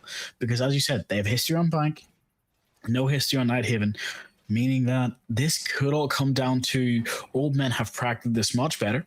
They've watched the VOD reviews, and they're here to punish. They've done the research. Only weird factor I can kind of see is the fact that we've got Ying, Glaz, Grim, and I was going to say Blackbeard, but Blackbeard switch. We have Blitz and Ace, meaning that a rush strat is in session, but also is a split push, which could actually be the deterring factor they need. I'm just hoping they realize they have to catch the Zozos off guard, because this is probably the time where she can go massive, because not only does she track Glaz actively, she can catch Ying, shoot the Candelas out, catch the Grims out, even with a gun out, it doesn't matter. It's just going to come out to the most active abilities will be caught out really quickly by the Solus. And active ability is the name of the game, as we've got the Blitz, the Warden, the Solus. There's a lot of characters who bring direct abilities to the game, so if they get taken out, their abilities go with them, unlike with, for instance, the Mira and the Jaeger, where it's basically a set and forget. And so at the moment, I'm wondering who can get better value out of their util, as you've already pointed out, Drago. Old Men, they've got a decent setup to just go for a bit of a power push, no matter if it's a rush or if it's just some sort of a split play. They have the chance to take a lot of space very quickly if they use their util right. And the question is the Clash going to get caught out in a position where maybe she shouldn't be, or does she back off at the appropriate time? At the moment, there's a perfect way right back into sight. Geo does not have to worry about anything. Even if he's getting spotted by bees, you can just ignore that. You can just push forward, still gain info. But Shiro actually punishes Kurkil through the floorboards, I think. I don't really know how that goes against the Solus, but that's the active util of the Solus gone. Which the Solus is actually getting punished. I gotta say, Kurkil was doing much better on that first map, but getting absolutely stun locked right now. And Mira getting sat next to a drone, pushing it out. But here's the one thing, Clash, regardless of whether she's actively tracked, she has now downed Ying. So she can wait and try to bait for the play to hopefully stop the res and go for the kill. But no, Clash does go down to MVX. He rushes it, takes the shield and takes the kill as the reload is happening. Clash tried to push through, but it's not going to be enough. Gets a triple kill for Shiro, taking it out. But again, Jaeger, you got to worry about those flashbangs just as much as nades. Getting stuck into the corner of garage, waiting for the play to try to go for the cross. Oh, poor guy. Through, but gets caught slightly. He does actually get the pick on the Laurent, and it's now time to try to go for the clutch up button, and 10 is there to stop it. Ace shuts him down quick. It was righteous of him to punish that hubris from Leonard. To at least get that one kill, but 2 flashbangs into a Ying Candela, that's just mean. And on a Jaeger as well, he has the ability to counter nades. They were just placed over in blue. They were a little far away. They couldn't help him. So he was just sitting in a corner, just begging for his life, hoping and waiting. Maybe he doesn't get swung in time. It does actually work out for him. He does find himself one, but ultimately, I think this round's once again just a confident attacking take, and from there Old Men get themselves up to a 3-1 split. Already a decent start.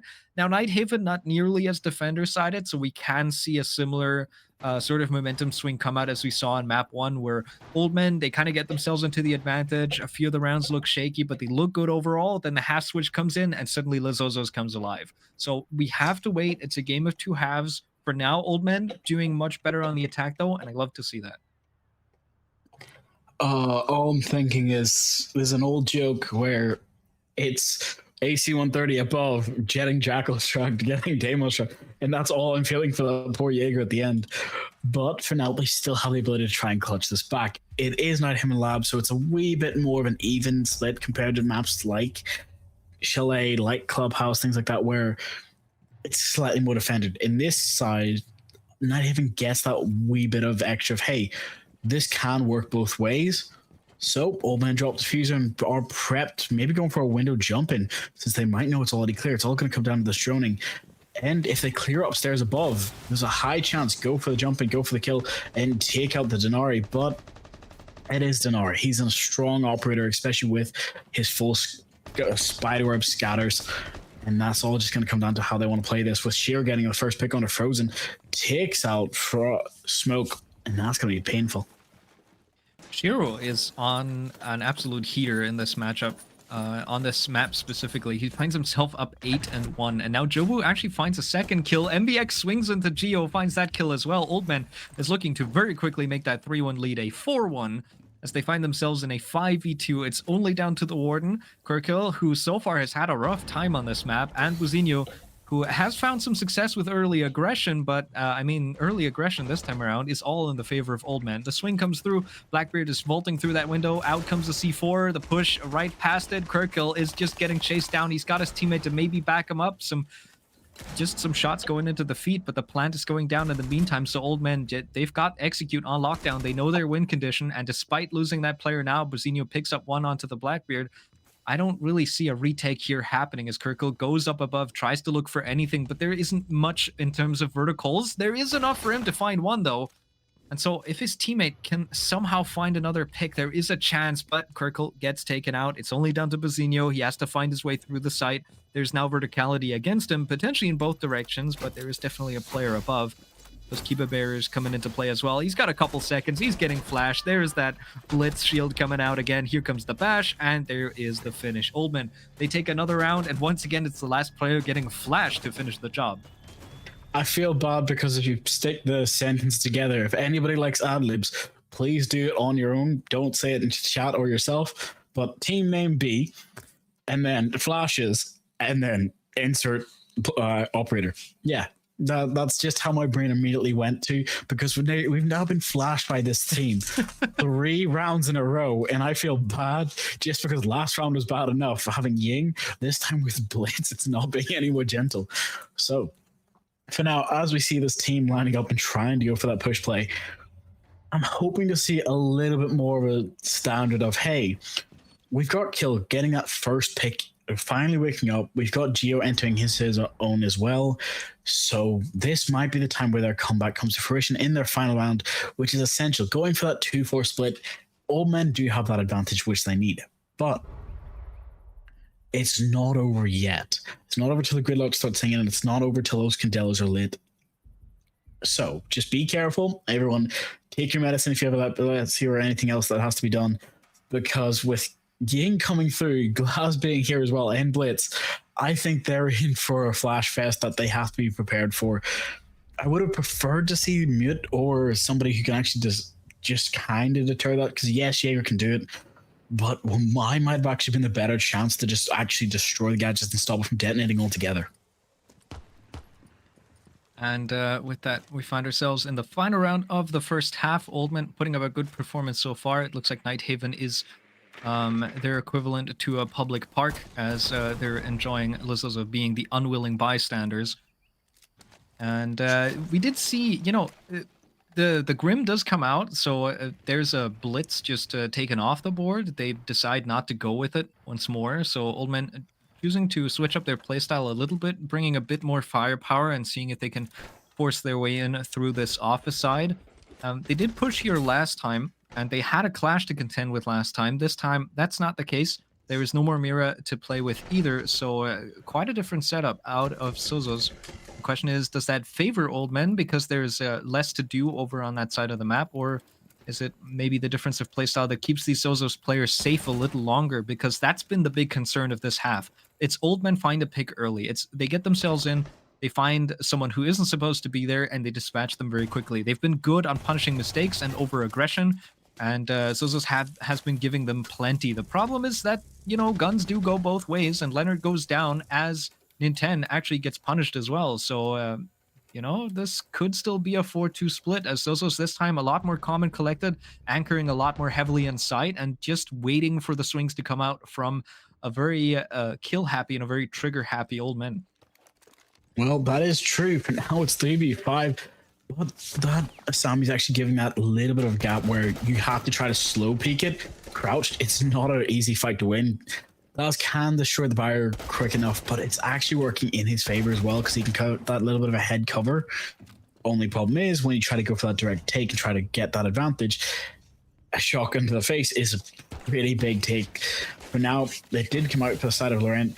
It's just trying to equalize and get that opening pick they need. As Ying jumps through, gets shut down by kill.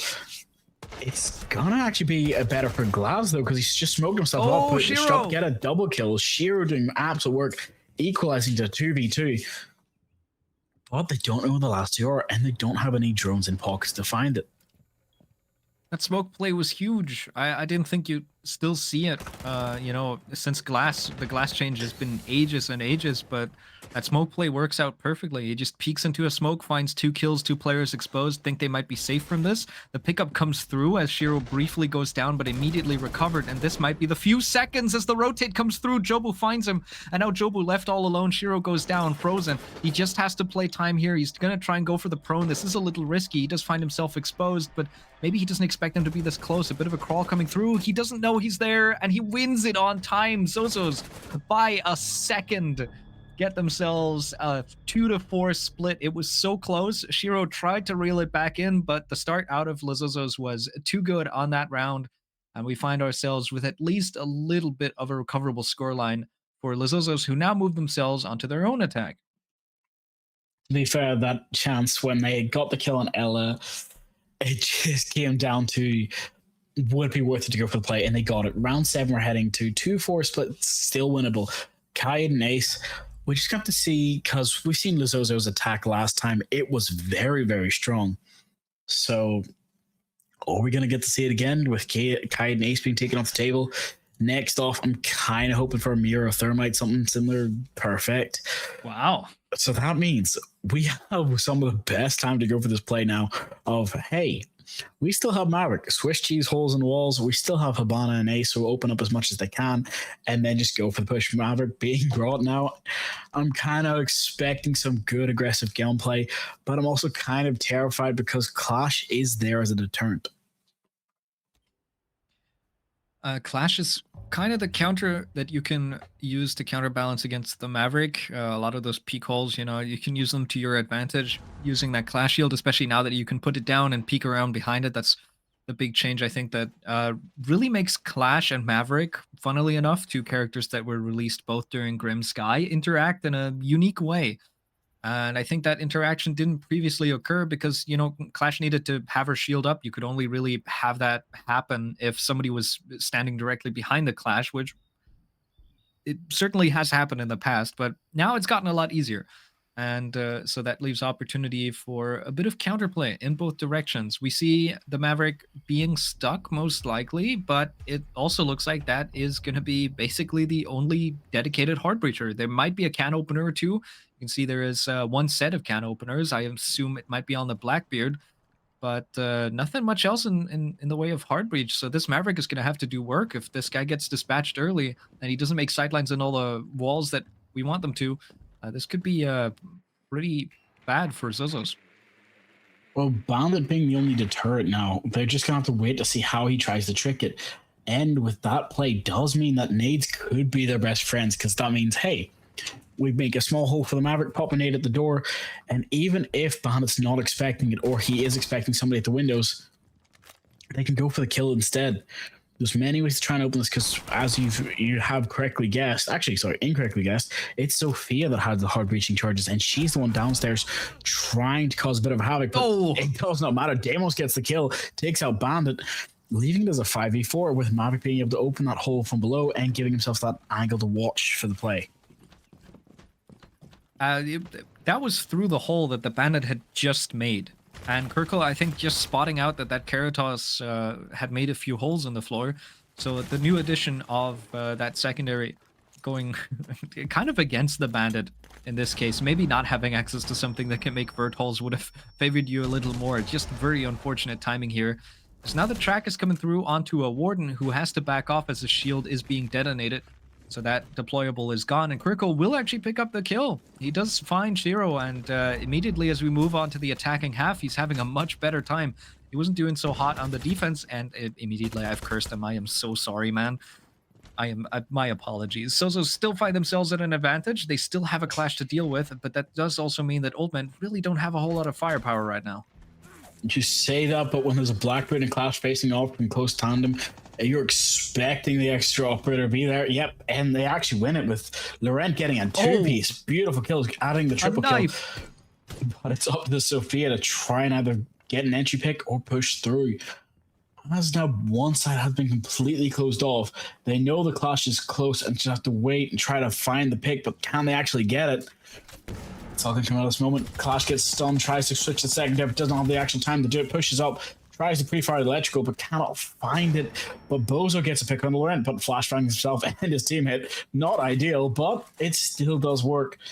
As Sophia now tries to open up close, but that beautiful shot takes out Jobo. What are these angles? But Clash drops her shield, goes for the shot as well, down Sophia, no withstandability anymore, tries to go for the flash, but it's not going to actually work. Clash and Maverick have to choose this on time, jumps to, goes for the bolt, tries to go for the ring around the rosies, but he actually wins the play. No way. The Zozo absolutely showing us that they weren't sleeping. I got so much of an advantage because you have the shield directly close to you, but it's still not enough. That SPSMG just not shooting fast enough, just not finding the correct shot, not finding the headshot.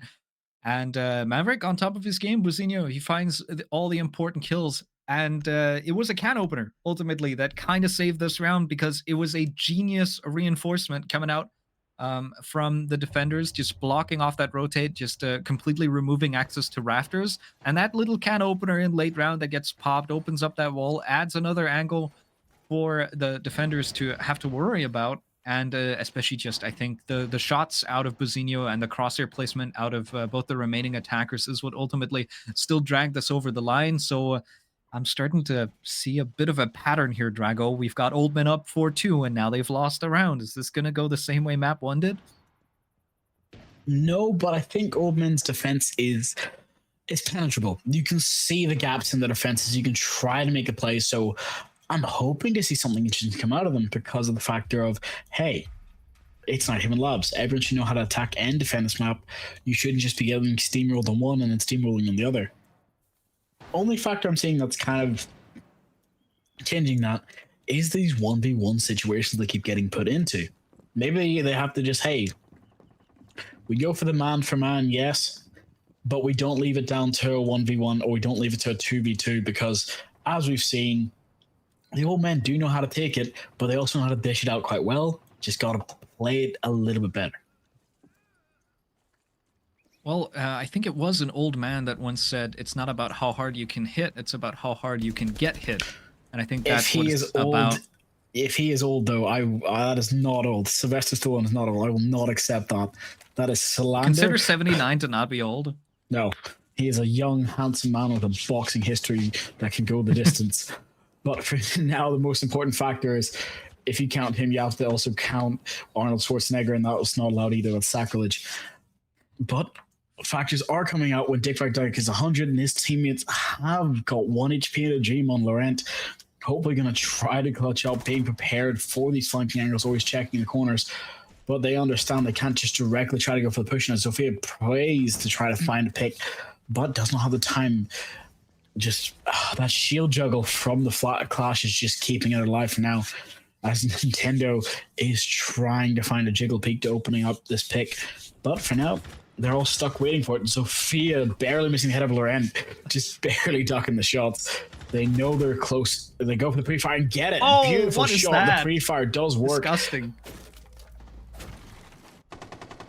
Leonard nearly gives his life to shoot a drone and then hits back with that shot. Also, the flank from Nintendo. He was trying to get active earlier. He really wanted to go for a fight. He couldn't find a way in. He was desperately thinking up a way to get into the engagement, to be part of an aggressive play. And there we go. He did finally find it. He was over on the other side of top floor, couldn't really find a way to participate in the round. And then he drops down, finds an access point, and with the C4 now being put to great use as well, he does bring it back over the line for Old Man, who now have a chance to maybe change the fate of this map. Just change the course of the script, not have it be the same script as map 1, and maybe push themselves back out to a 2-round lead, as now it's only down to Frozen, who's done some great work so far, and so who does have enough bullets potentially to deal with all of the opponents. The problem is there is one player who's currently stuck outside, and he's getting tagged up as well, as this clash is not allowing Frozen to move anywhere close to the bomb site, and so is all on his own. He has to try and peek into a double swing. He gets shut down by Shiro. Beautiful shotgun play. And this, sure enough, should be around for Old Men, as they once again extend their lead just that tiny little bit. I'm not sure what to say. It's just coming out for ban, unable to find the opening like they want to, but still looking for something. And that it's just that little extra bit that's holding them. I'm just not sure how to play this, because is it the factor of, hey, we don't have the opening we're looking for, or is it the issue of we can't close it out? They're so close every time for Zozo. And it's just coming down to Old Man finding a way to sneak in round back. I think they need Capcans at this point. We need to see some Capcan plays. Tachanka coming out. It needs to be done. Actually, you know what the answer might be? Since we've got the Echo being brought, we've got some more technology. What is the one way to try and defeat Old Men? People seem to guess. It's go for the Captain America victory. Bring as much technology as you can to try and confuse them and shut them down.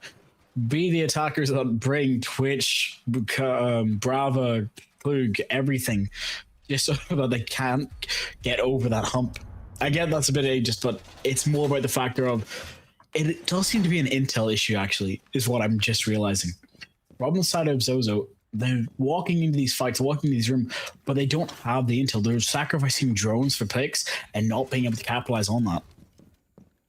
I thought, you said, what's the answer to a whole lot of technology? And it was a whole lot of technology. I guess that's fighting fire with fire, but I was more so going for the line of Old Men, bring an Old Man, fight fire with fire. Thatcher, maybe a Thatcher could have been a play here to try and get rid of both the clash, which can be really, really annoying, and also those yokais that can really deny your plants and then can feed a whole lot of information, as now the Valkyrie isn't actually being brought out. They're mostly relying on one bulletproof in the pocket of Jobu that he's placed somewhere on the map, and Nintendo, who's just on active drone duty, I guess. So Old Men, limited information for them. They're just going to try and take some fights against Zozos, not allow them into the site in the first place. And if it comes down to it, maybe Nintendo can do some work later on, as at the moment, Kirkhill is upstairs trying to go for a hunt of some of these roamers, but he's all alone up there, and the calls are immediately answered.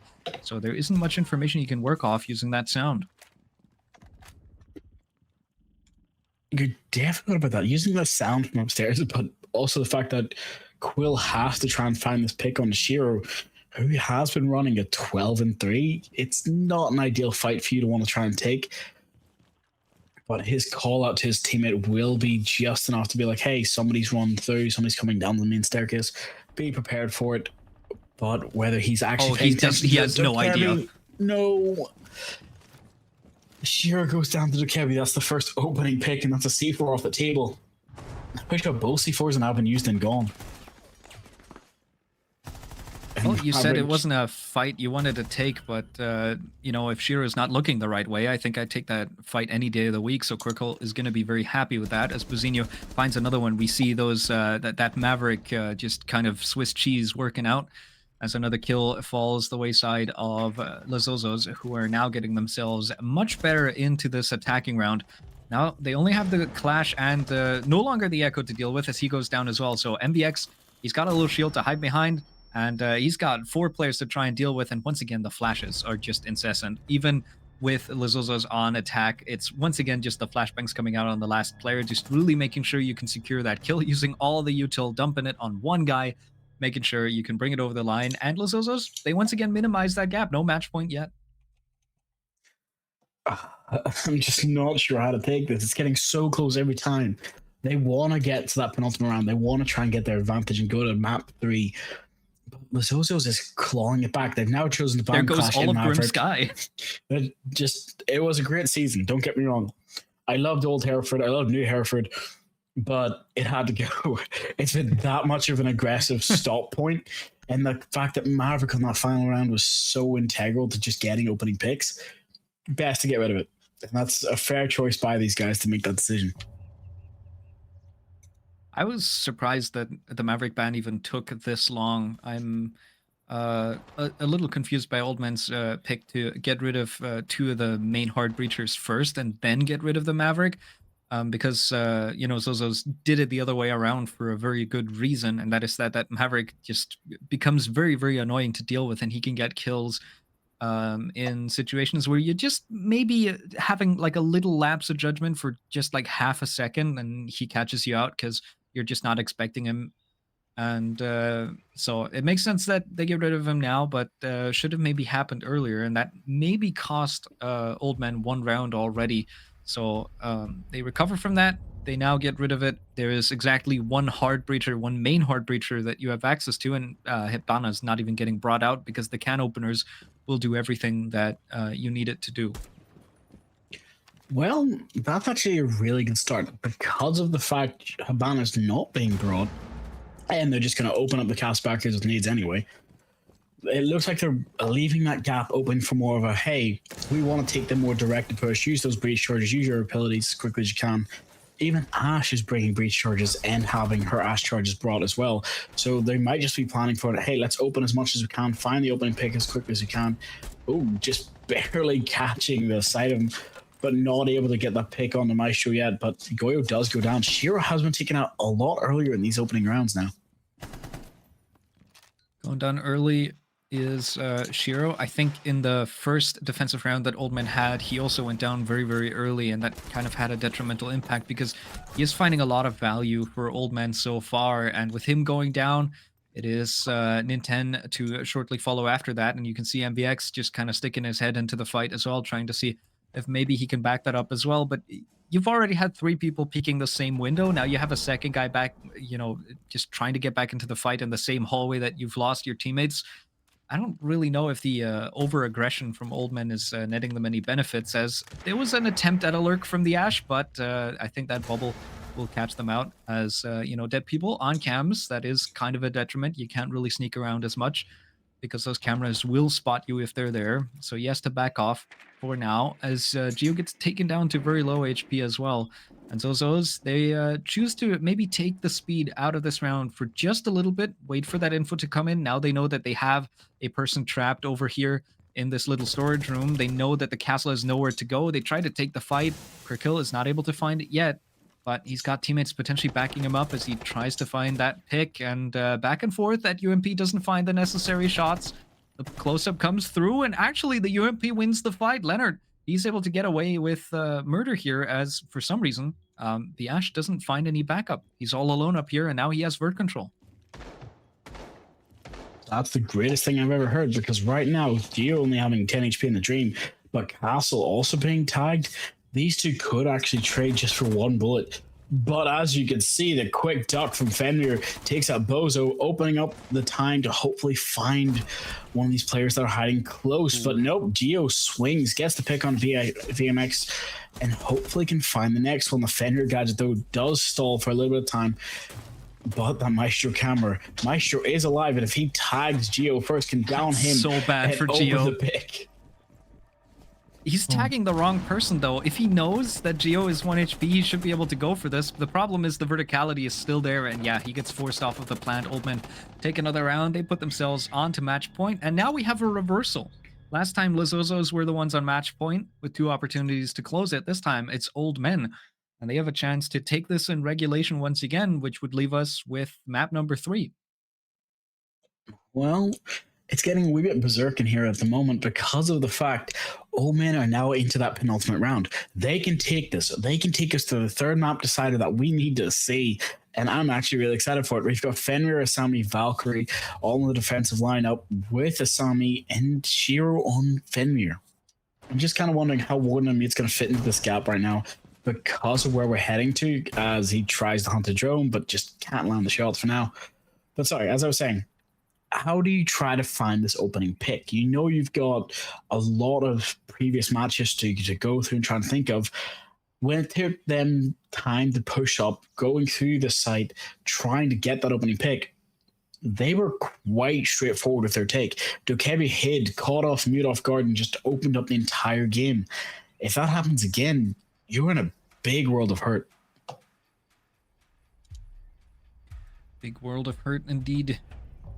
And, I mean, speaking of World of Hurt, I'm seeing 2 of the same shotguns. Those certainly hurt on close range. This is a terrible segue. Anyway, we've got Old Men once again on the top floor defense. Or no, not actually on top floor defense, but they're holding on top floor because that's exactly how you play Nighthaven. You have 3 sites that are basically hold the same 2 rooms every single time, and then you have basement. Well, that's true, but as you can see, they didn't really care that much. They've decided, you know what, some walls can stay soft, some things just have to be broken through. And as they've cleared up most of Connector, droned out as much as possible, it's actually going to leave a lot up for just for information and interpretation. Fenrir might be enough of a deterrent for most people, but when it's a Blackbeard, he can just quickly retreat, shoot the shield, and keep going up. That's where that main factor is going to come from. As you can see, the Asami isn't going to be a big problem to stop it. She's there as a deterrent, but not really much that she can do to try and get that kill. But Shiro does get 1, takes out a beautiful pick. Blackbeard's opened the rotation hole now and pushes through. Nintendo gets 1 with the flank, gets 2, takes out Blackbeard and IQ. Not ideal, but that opens them up for this victory. 5v2 clutchable. But Grim hasn't spotted an electrical now. C4s can start coming out. Shots can go out through the holes. And as I said, the C4 is there. Geo gets taken down. It's just up to this knock. There's no chance for anything else. If you time this out or just tap it out, it's down. We go to the next map, meaning we'll head to bank. Wazino, you've got a mountain of work ahead of you. Gadget gets activated, first engagement found. He looks for a fight. There's a second peek. He knows that this Fenrir is trying to go for the engagement with him. And Shiro back and forth. Bazinho takes a little bit of damage. Every single chip of damage is bringing Old Men closer to that map victory and closer to pushing into map 3. Here comes the swing. MVX gets the headshot. It's a flawless to end it off. And it's a slightly more comfortable win over on map 2 as Old Men take it 7-4. To now equalize the score up to a +1 round diff, and we move to map 3, a map that both of these teams have already played against each other on. Actually, you know, I'm really kind of surprised that we're getting to go to bank. Wasn't expecting it, I doubt anybody else was, because of how that play was shown so strong on Consulate. But on Nighthaven Labs, it's coming out in the complete opposite. As you said, 1 round differential is all it takes. And that kind of makes me excited to see what's going to happen on bank. You already have a bit of a hint at it since you got the notes. But give me a quick rundown of what you're expecting, then take us to break. Well, Old Men, I think just judging from the previous matchup in groups, certainly the favorites going into this matchup as well. And I think Consulate might have just been a slip-up. I think they were slow to get into that game. They made a few mistakes early, and that ended up costing them. They weren't able to get into the game in time to take map 1, at least to overtime. And so this forces them to go all the way to map 3. They're certainly the favorites here, judging by past matchups. But, you know, this is a close matchup, and it was in the groups as well. This can always go either way. It's a couple of rounds. It's 1 or 2 mistakes being punished or not. And I think that's what it comes down to is, do you see the gap? Does Lizzozo see the gap, and do they capitalize on it? That's, I think, their go-to here for this final map. Otherwise, I really see Old Man taking it. And with that, I think we'll throw it to break and we'll wait for Bank to roll around.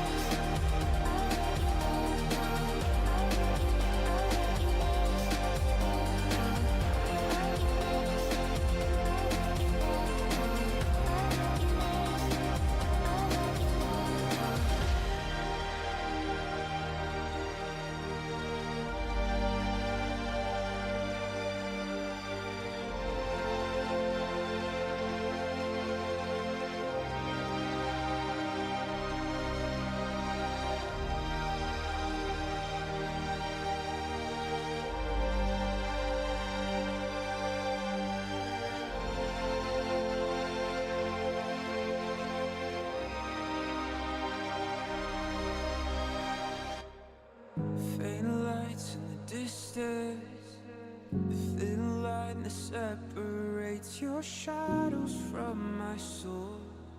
As these walls begin to fall, head lost in the silence, cold stars illuminate the secrets on your tongue and the poison in my lungs.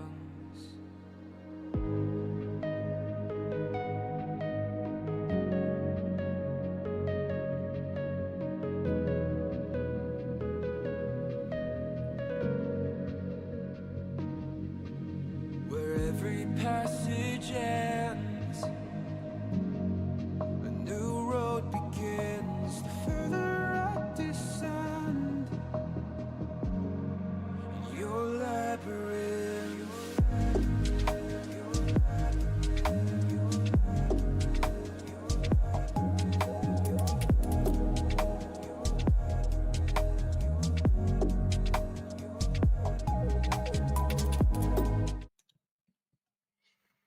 And welcome back as we come back into what is going to be the final map of today.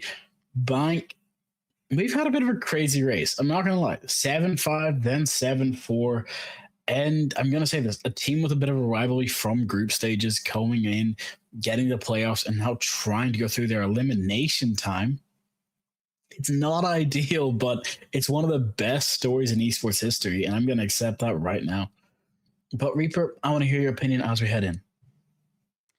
Well, something to keep in mind, something that I haven't mentioned yet that I quickly want to get out there before we move into the map is the map that they played in groups, or rather the best of 3 that they played in groups. It was just a placement match for the Swiss stage. There was no elimination on the line. It wasn't like somebody was going to take top spot. Both of them ended up placing in the middle of the group. So it was just about, asserting dominance. It was about getting a better seed going into Swiss.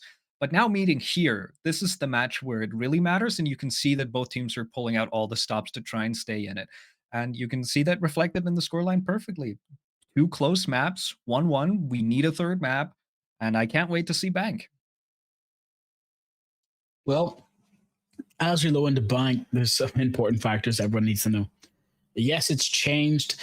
Yes, the ban system's about to start, but also the fact that, hey, hard breachers are integral to trying to take the site. Leaving Kite on the board is never a good choice. Even if you can bring Roar and you can try to use the Roar door strats to try and get something. Habana has to go. Mira's gone now as well. I'm expecting Kite to go, but if not, Thermite has to be the one to go. And then that just means the defense is going to be perfect. That's so sad. On the previous map, Nighthaven, a map that doesn't really have a whole lot of hatch play, you could see literally every hard breacher except Habana was banned, and people were still electing to just pick a can opener instead. They were like, no, let's not pick a Habana. It just takes too long for walls. It's a little inconvenient. The holes in the wall can sometimes just be very awkward to try and maneuver through or to find picks through. So let's just go with the can openers. It's a lot easier. You can bring other operators that bring more utility, more to the table than Habana. Now we're on a map where she's actually really useful, and she gets taken out immediately. You don't get to see her. But you know what we do get to see from the side of Old Man? Ying. Whether she makes it through their 6th pick phase or not is up for debate, but she's coming. Warden's here as well, so they were looking for a fight. But Bosa's got an interesting operator that I don't get to see a lot of. I'm going to ask you, how do you feel just about seeing her being brought? Because, like, I'm more surprised when it's Roar or something like that, but that's becoming a bit more commonplace. Having a healer be brought that isn't Doc with an ACOG is a bit more surprising to me now. Yeah, I'm... Oh, right. Yeah, I forgot this operator exists. Thunderbird, would you look at that? Yeah, I was trying to bait into it, but Thunderbird is an operator that I wasn't expecting because of the fact that, yeah, I don't see her very much in competitive, and I haven't seen her in EON, but if these guys have a strat for her on top floor, it must be really good, because I know she got changed a little bit, so she's a bit more defender-sided now, but as MVX just immediately takes out Warden, she's going to become more integral now to this round than ever, especially with that spear. Our usual suspects back at it again. Frozen really loves being part of opening engagements, and he's on the receiving end of it this time as MVX gets the first pick, finds a long angle with that DMR. Bank, a much more open map than the previous 2 we've played. Consulate, pretty big, but a lot of small squares, very difficult to get any sort of long sidelines going. All of the hallways have a lot of twists and turns in them. And Nighthaven, just in general, not as big of a map, and very pivotal to open the 2 big sidelines that you get from the outside walls. And this time on Bank, there's long sidelines anywhere. There's so many windows, there's so many different ways to open up even more long sidelines, as we can see that Kanto wall already getting opened up as well. With no denial being brought out on the side of Zozos. So this is just a lot of long-range fights. So you gotta place your pixels perfectly if you're playing on a holosight or any sort of 1x, if you have no magnification. And the attackers are gonna have a field day if they get any sort of long engagements. You can already see it paying off as Shiro actually finds a second. Geo goes down as well. It's looking for those opening picks and just trying to execute the play forward. 3v5 to give them in this minute round starting. That phone call still going through. Oh, but Bozo what with the- a beautiful shot on Lauren. It's something you're just going to have to accept and feel that disappointment because of the fact of, hey, ouch, that was a good shot, but that hurt. Oh, but Asami does go down to Shiro. This is the problem you have with these two teams. Old men being absolute menaces, repelling in odd angles, trying to get picks, and them getting away with it. While Thermite's now going for the plant uncontested because they don't know where it is. Solus may be below, but she can't use her gadget directly without having the information to say, hey, it's going down. So the Solus down below. I think pre-nerf Solus would have had a chance at maybe playing Denial because she had much more access to information, much more readily available this time around. If you don't know that they're planting already, you can't isolate where they're planting. So much less ability to come out of that. Buzinho, he hit a nasty shot and he deserves it, and he will make sure it's not a flawless round, but it's still a very dominant one out of Old Men nonetheless as they take that first attack very confidently. You know what? I'm always happy to see something like this come to fruition because it shows that, hey, these teams are here for that fight. They're here to try to set it up, but also make sure that they can hopefully shut out any sort of momentum going forward. They made sure that even though they've won the last map, they're carrying it to bank.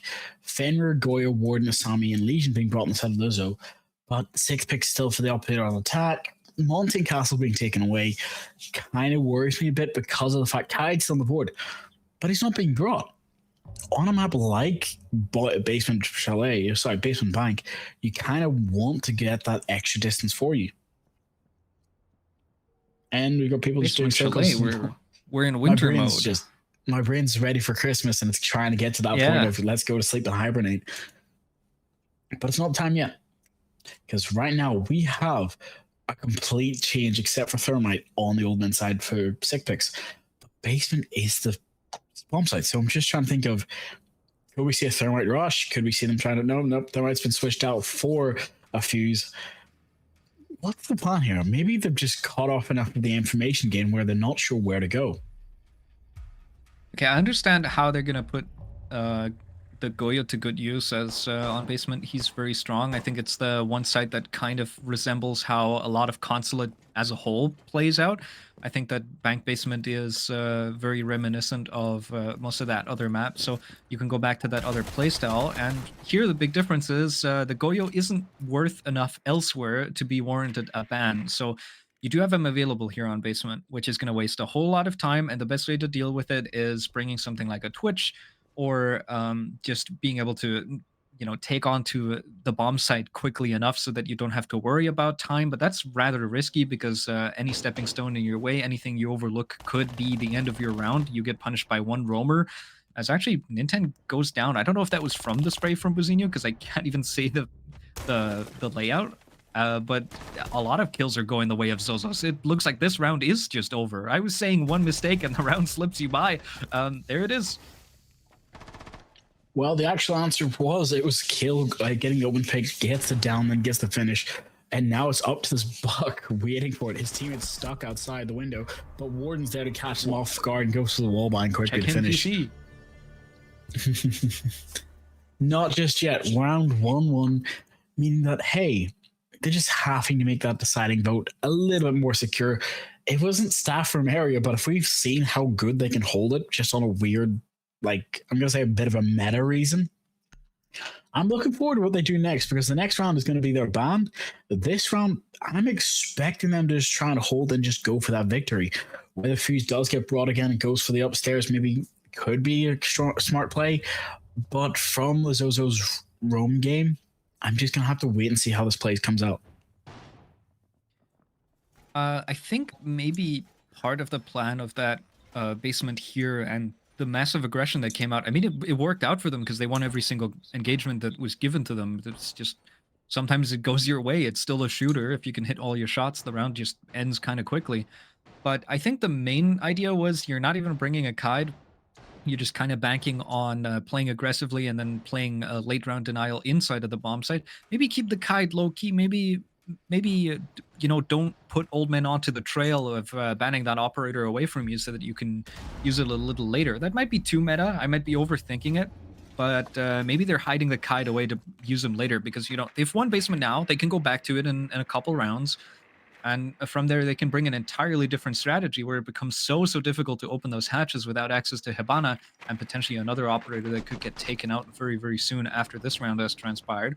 But before we get ahead of ourselves, it's over to that open area, and it's over to another attack for Old Man to try and take control as Quirkle is just...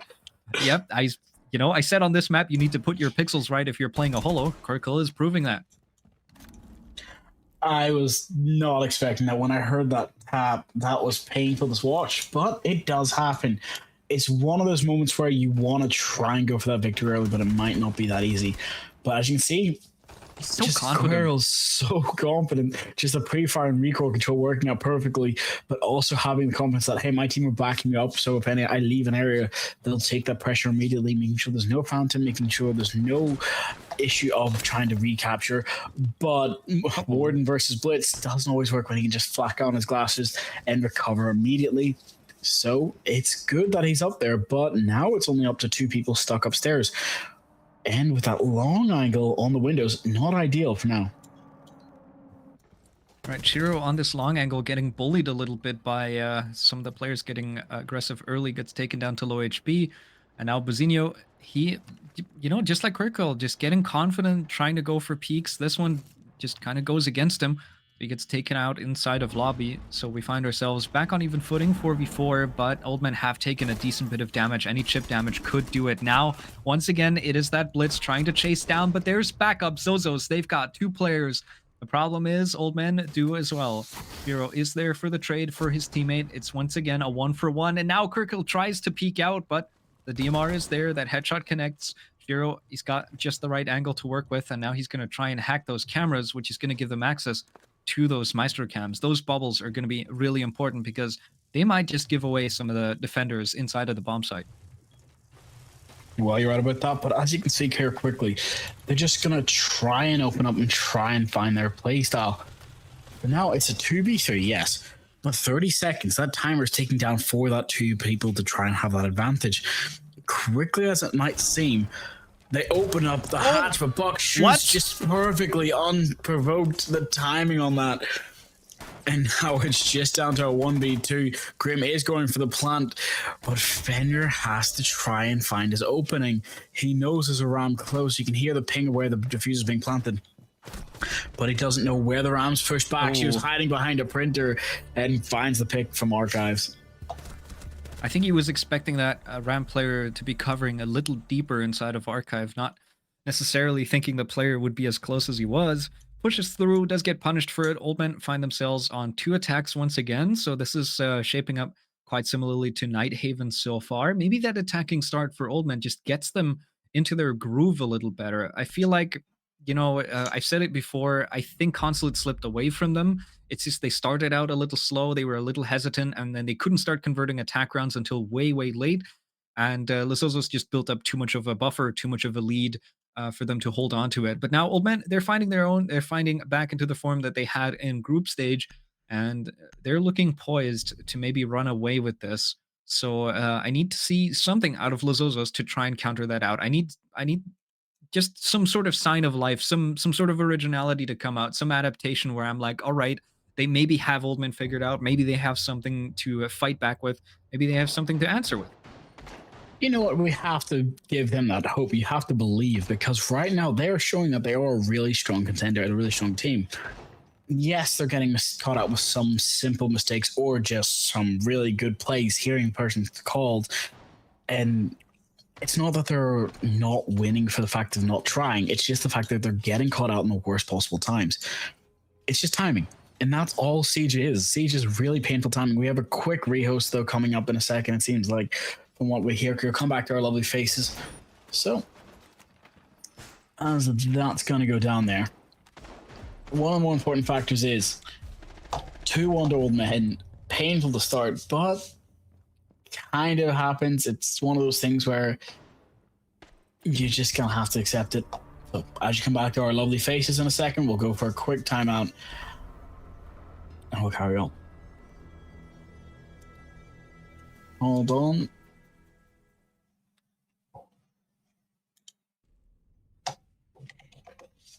to our lovely producer who should be able to hear.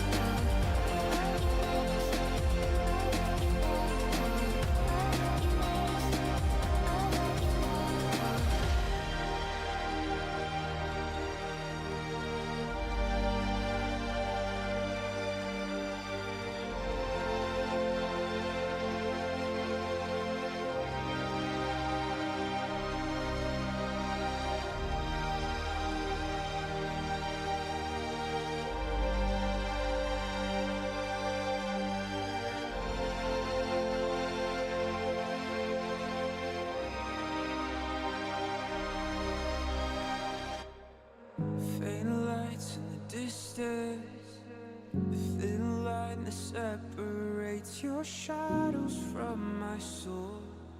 As these walls begin to fall,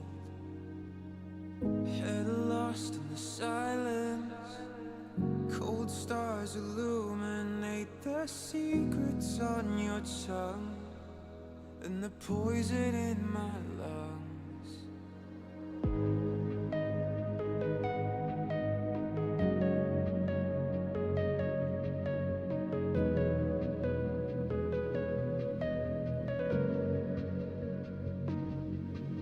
Where every passage ends, a new road begins. The further I descend,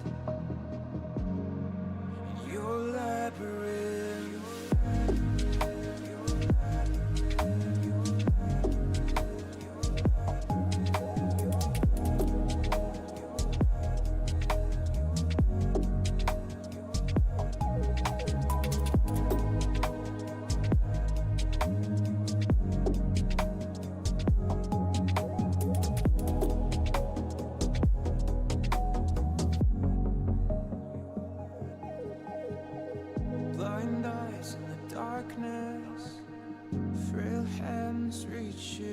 what sort echoes in the smoke as the doors behind me close. No cure for the madness, each turn tangled in the fear of losing sight of the slowly fading light.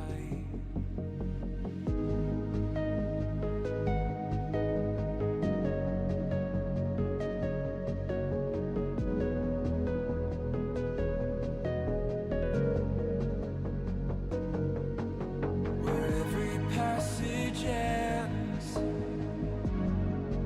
new road begins. The further I descend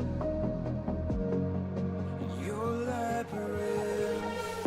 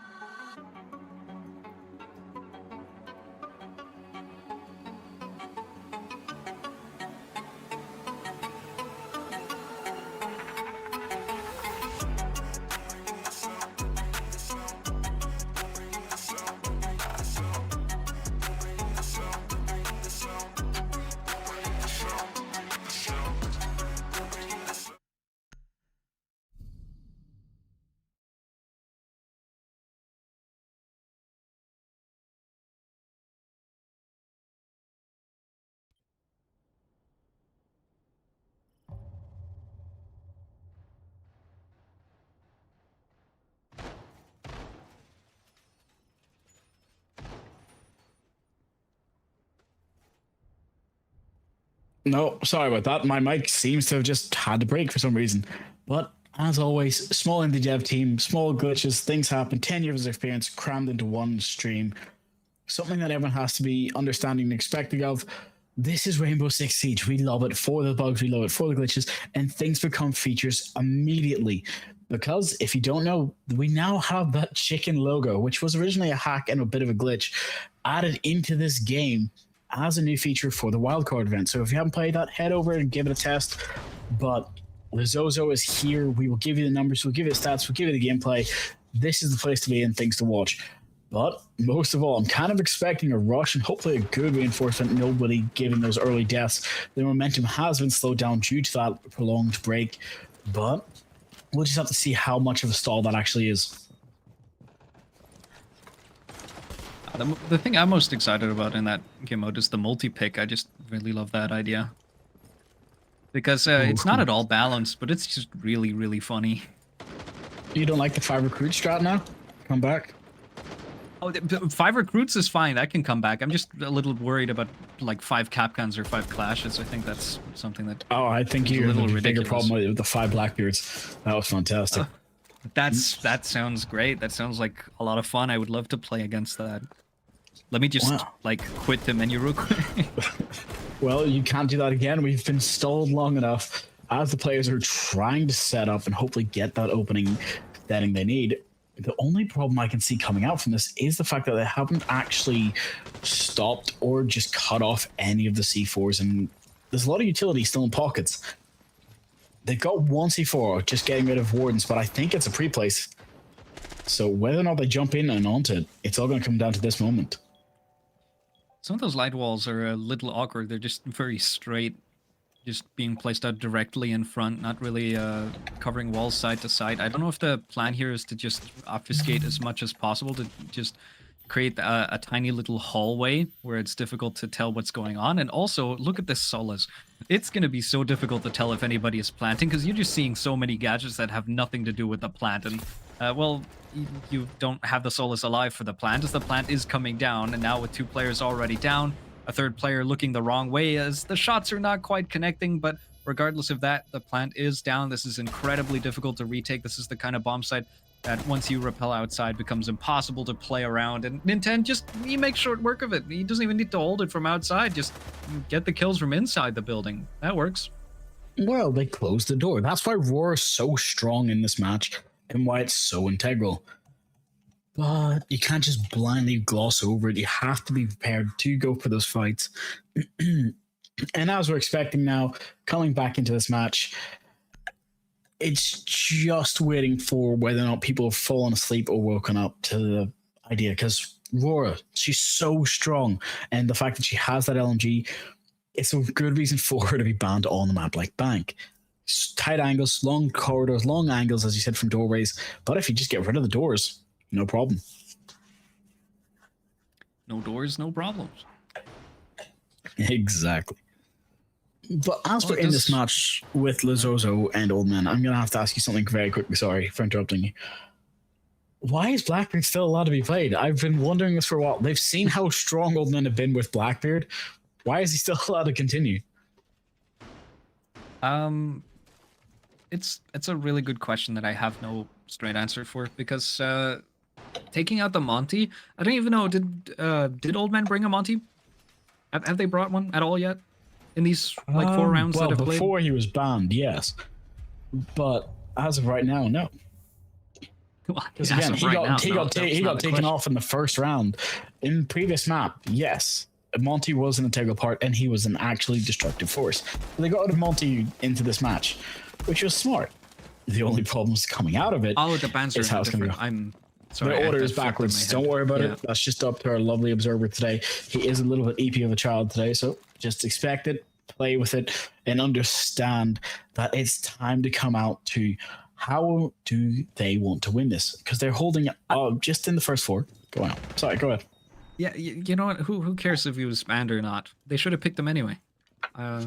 So clearly, them not bringing Monty is their own fault, and their own fault exclusively. So they're gonna stick with not even the Blackbeard. They themselves are choosing not to pick it. So I think that kind of answers the question for us of why Lizozos went for a different kind of ban going into this round number 5. And last time we were down here in the basement, it was a very quick round. Zozos just kind of put it away neatly, just flawless round, immediately tucked it away. This time it's a lot different. As Old Man is inside of the bomb site, they've gotten 3 kills, and they're looking to make this a quick affair right the other way around.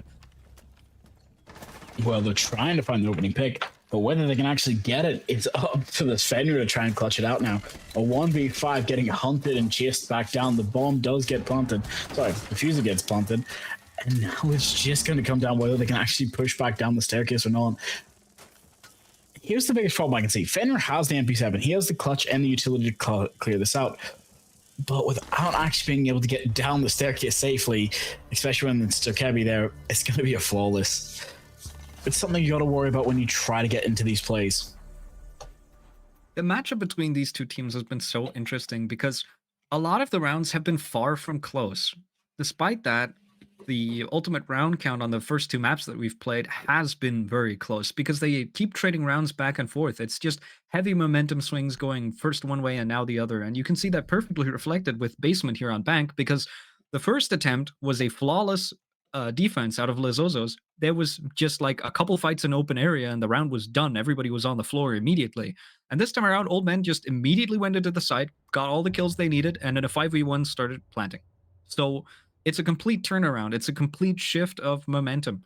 And both these teams are capable of putting up flawless rounds. They're both capable of dismantling one in the same bomb site. And that shows you that both teams have a capability to win each and every single round. So it just comes down to the coin flip of, who gets the better start off, who makes the better choices, and who gets the better engagements. And that's interesting to watch unfold is at the minute, Old Men is winning a couple more of them. Well, you're right. 4-1. It does seem like that little bit of a delay break has given Old Men that little bit of advantage they needed. Because honestly, I think if I remember correctly, the statistics go something like 55 to like 45% is Bank like defender sided. So the fact that they can get away with this on their attack is just showing Old Men's strength on their attack phase. Yes, we've seen that their defense isn't perfect, but we've seen that Zozos actually stronger on attack as well.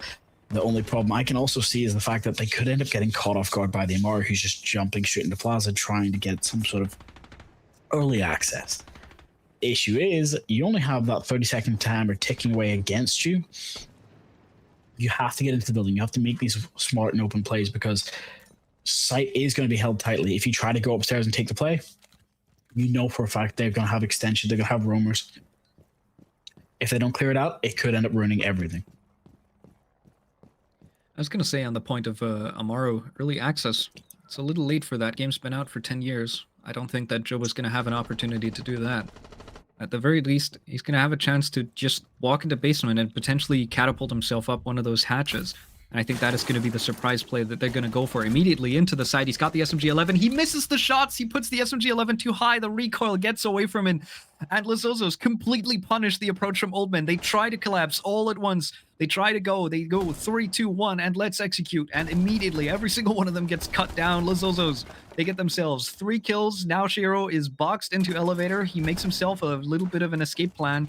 And he is forced to drop as there's a player closing in on his location very, very quickly. They know where he is, and he's going to have to make himself scarcer if he wants to even have a chance at surviving. Nonetheless, MVX is still outside the building, and he also has no way of participating and helping Shiro out, as now he does finally get hunted down. Well, you got to be prepared for things like this, where that collapse did just not work out in their favor as they would have wanted. But the call out did come out where Warden was standing, but it's just a bit of an undestroyable surface for now. Bigger problem comes out is how do they make this play? They can see that they're close to being pushed up. They know they've just got to waste the time.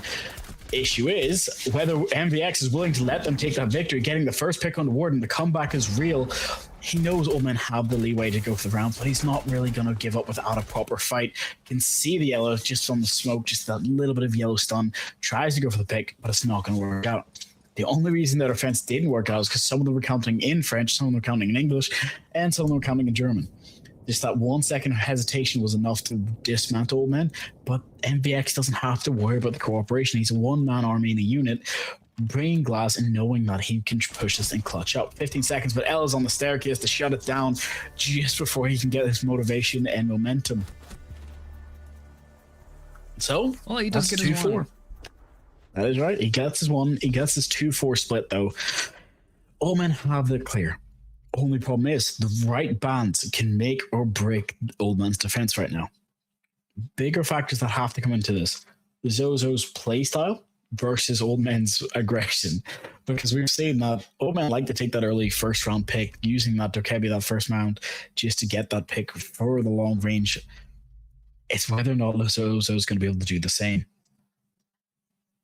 Right, a very standard ban coming out to start with. The ace immediately getting taken off. Maybe make it more difficult to breach something like counter wall. Maybe make it more difficult to breach some of the other walls. The question is, will there be a Habana to follow now that the Kite is gone? Or do they just want to rely on other breachers to open up those hatches? Yeah, indeed, Habana does come out. No more hatch queen. Instead, we're going to have to rely on potentially Thermite, but I'm assuming a lot of can openers in the hands of some operators that are being brought for execute util anyway.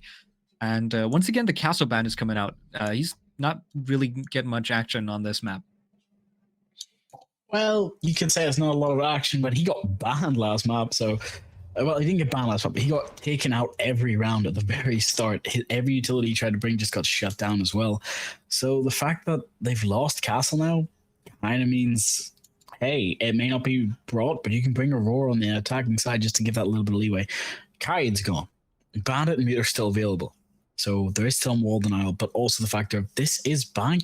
There's better opportunities, so I'm thinking it's all going to come down to that Aurora pick.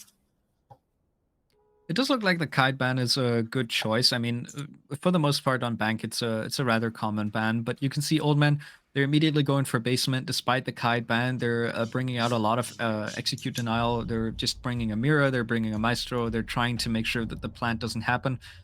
And instead of playing with the hatches closed, they're going to choose to play open area open. And I think that's the adaptation that comes through. If Kite was open, maybe just... play the Kite instead, close those hatches, don't roam too much, just make sure you waste a little bit of time and then just play deep inside of sight, because you have enough util to deal with, especially with the Goyo still up as well. But now you have to get more active. You can't really defend those hatches very well. You're right about that, but there's something I think we might be missing here. It's the fact that even though they've tried to set up, we've got Fender getting his 4 gadgets, but only 2 usable at a time, Pulse was bought. I haven't seen a Pulse in a long time. So the fact that they might actually be able to use him for a lot of the intel gathering here, it could work out well in their favor. That doesn't even phase me. I see bald men all the time. Bald old men now. It's not special anymore. Well, I can't. I'm sorry. My brain tried to keep it professional, but I couldn't make the joke. But now, as they're trying to get that long pistol in and trying to make that opening pick, Ying's going to flash out and get a pick. MVX actually Yellow taking ping, out MVP. Aurora. Yep, that's why the callouts are perfect. It's exactly what's needed with the Pulse giving that intel. Mr. Worldwide is here to back up his team if and it's just callouts. All got to decide how this play moment's going to start. Leonard on the Mr. 305, already bringing some really important information to the game. And with that, the opening pick as well as the Amaru. I don't really know what you could do with an Amaru on this site specifically, other than, you know, maybe in a post plant you could go back up a hatch. For the most part, I don't think it's a loss that's too disruptive for Zozos, other than the fact that they're, of course, at a man disadvantage, which is not something you're looking for. You want to be up an operator, not down one, regardless of who it is. And with that, they move themselves into open area, which has mostly been abandoned by Old Men. They've wasted 2 minutes. They've gotten a kill. They're saying, all right, I think we've gotten enough value out of this. The question going into the late round now will be, was that the right decision? Should they have contested more? Or is this going to be enough now for the Maestro and Mira to just kind of cruise their way to a victory, make sure that there is no way into the bomb site, no consistent way to deal with any of this, and there's still more pings coming out from the Pulse. He's now playing inside of gold. This is a very, very old strat that I've seen ages and ages and ages ago. The Pulse feeds so much information. You can see everybody inside of server, where they are, if they're rotating or not, and that hugely benefits you as MBX just, you know, swings directly into Quirkle, gets another kill, and Old Man now set up to potentially deny this plan. Well, as they go for the play, they're going to get stopped down just a 1v4 and the drop shot from Zero to finish it. Yeah. Not an ideal situation, but it does happen. It's like they read the handbook and said, we're going to take that victory quickly. Old Man getting at 5-2. Here's the problem. What was the score previously? Because you said it. When they played on bank before, because I assumed they had the answer to their own question of, if we take them to bank, we shut them down earlier. Because Zozo have the history. They can do this. What's the best way of shutting them down? Because what was the score? I need to know what the score was before I make any decisions. I'll tell you the direct score. So Bank was the more confident victory out of Old Men, and they took 3 attacks, and then they started on attack 3-3 split. So they're already doing better than that. They're ahead. And then on the defense, they went 4-1 and closed out the map pretty confidently. So this is certainly favoring Old Men, as they're currently exceeding their previous pace. This could be a PB. Okay. So if this is that personal best you're believing it is, then it kind of means that these teams are going to have to try and wake up, make their pick, make their plays, try to be the heroes of their own stories, because the Zozos, there's 5 of them. There are 5 absolute units of measurement right now. The team of Zozo, and I'm hoping that means more the fact of it's them versus the Old Men. Yes, this is the young French blood going after the German gents, meaning that they're just going to have to find this opening pick. Yes, they can bring Frost. Yes, they can bring Warden, but it's still not going to be enough. Monty is here. He's coming in with his team to help support him as he walks up and beats that immovable mountain they need. Only problem I can see is Brav and Dokebi now being brought to hopefully try and hack cams, take Monty away, and Aruna gates for themselves.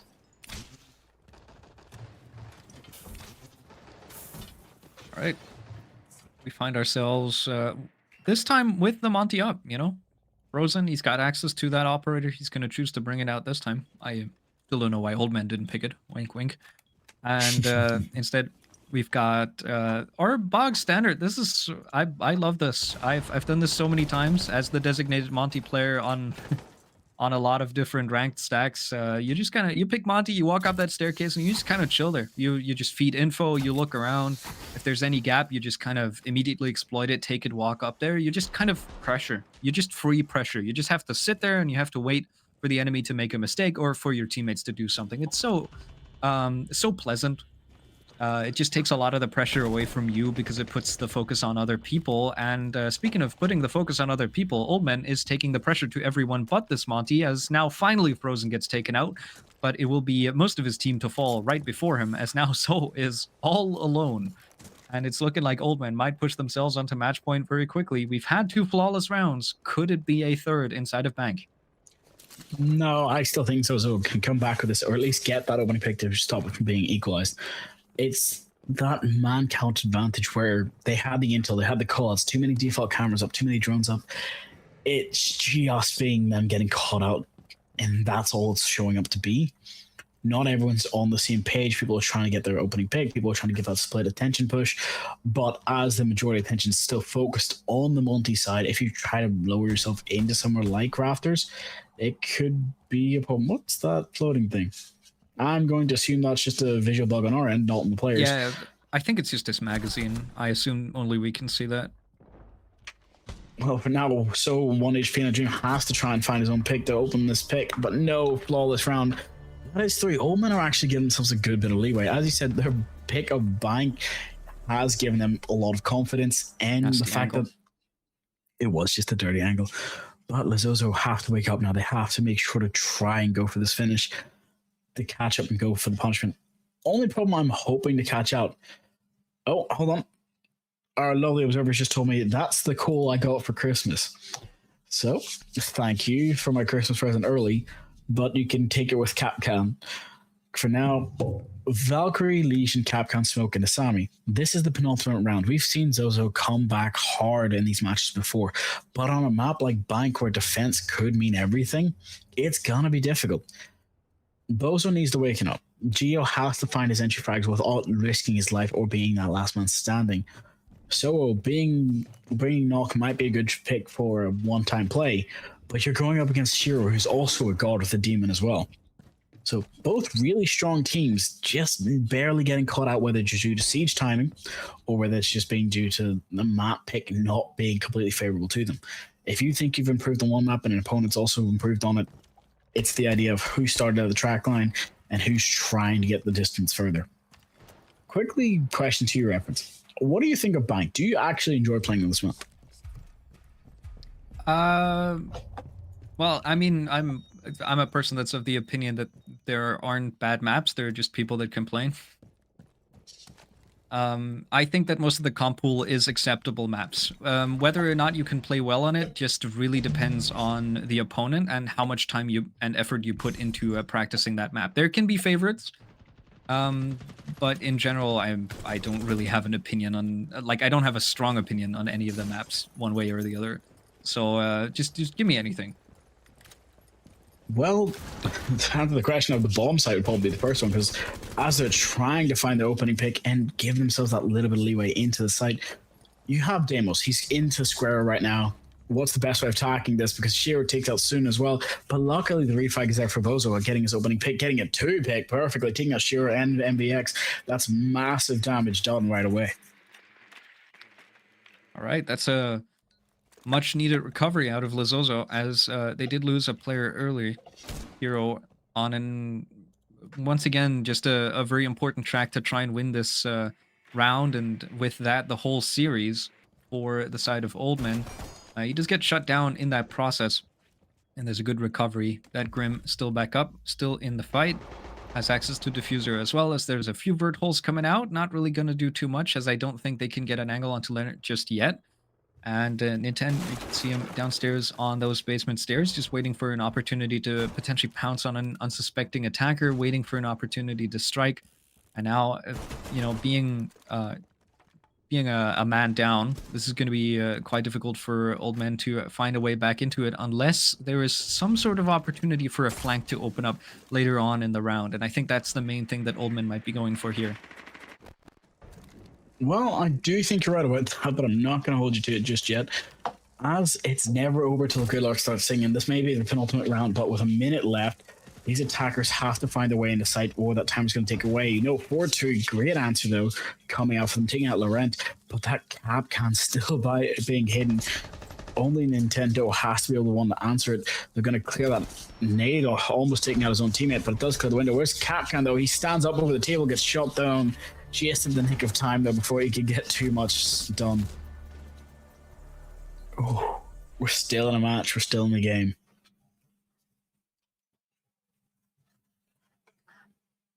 Well, it's one round and done for Old Men for the next couple of rounds. One round goes in the favor of Zozos, but they have to do this 3 more times. Now another ban is coming through. This could shift the balance a little bit in favor of either one, as Old Men get rid of Grim, an operator that was used quite heavily by Zozos to just try and box people in, to use it for execute util. And on the other side, we have the Azami coming out, which is going to get rid of a lot of the defenses and a lot of the fun angles that Old Men were using to peek into their opponents. So it's going to make it a little more difficult to pick into a different operator, but it seems that Jobu has found a new home over on the Goyo, as once again, we're heading downstairs into basement. And I think this one is kind of the scary one for Zozos. If they take too long here, they got locked out. I can once again see that Amaru, they did stick it last time on basement. I don't know if So is going to do the same thing here. I'm thinking that they actually probably will be able to find the pick they need, because if they try to go the distance on, let's say, opening the picks, trying to start it off with some aggressive play, trying to start it off with looking for a weirder angle to try and start it, it's going to become a quick problem on how do you actually challenge this. Because the bringing Maverick, it looks like Zozo have an answer to the question. Hatches can be easily opened. Yes, there are some other easier strats which require 2 operators, but just bringing the Maverick, dropping a nade down might just be enough, because they know they've got the can openers. They bring 6 can openers, meaning there's 2 for each hatch that you can properly want to go for, with a couple extra just in case you want to choose to go for hatch in the elevator or not. Only problem is Valve cameras are now being spot. IQ is going to be essential. It's just up to how they want to set this. And I'm going to ask you that because you asked me a very simple question as well. Would you prefer to lose your Valkyrie with the C4 in her pocket or end up losing your Warden? Oh, that's a tough question because ultimately they bring kind of a similar build to the team. And the Valkyrie should have all her camps placed already. The Warden's the one with active utility. That's technically the one you don't want to lose, especially since he's the blue player. But I think either one, if you have the C4 still in pocket, that's not something you want to lose. You want to make use of that utility first before you get taken out, and maybe even find a kill with it. So I'll go with the Valk just because the Warden has active util. All right. Well, as we can see them starting, let's see if they can get a good answer to continue this phone. Because the play needs to come out right now. Otherwise, they're going to be in a problem right away. The shotgun in hand, Maverick has been taken out by that beautiful shotgun. But as that hatch is open, there's no chance for a retreat. Nintendo has to stay up. He's got to be that duo maker he needs. And he gets Quill as well. He's doing it.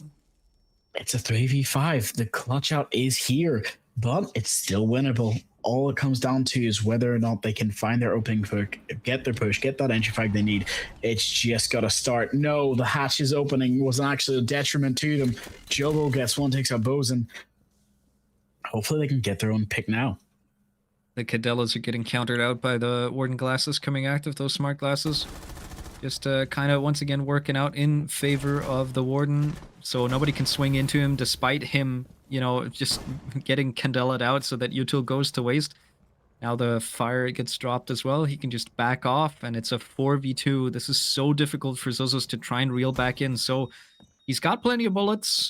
This is, something that can always help in a clutch. He's got access to an LMG, but there's no hatches open. There's no can openers available to Frozen. It's got to be so. And the time is so low. I don't think he's going to have time to open these hatches. So they're just going to charge down the staircase, maybe use one of the pre-open hatches inside of open area if they have access to it. And now he's walking straight into a mirror window. This is awkward for Frozen. And now So goes down as well. It's only down to Frozen. This is looking like it's going to be Old Man, and they take it 2-1 and keep themselves alive inside of the Swiss stage, knocking out their opponents.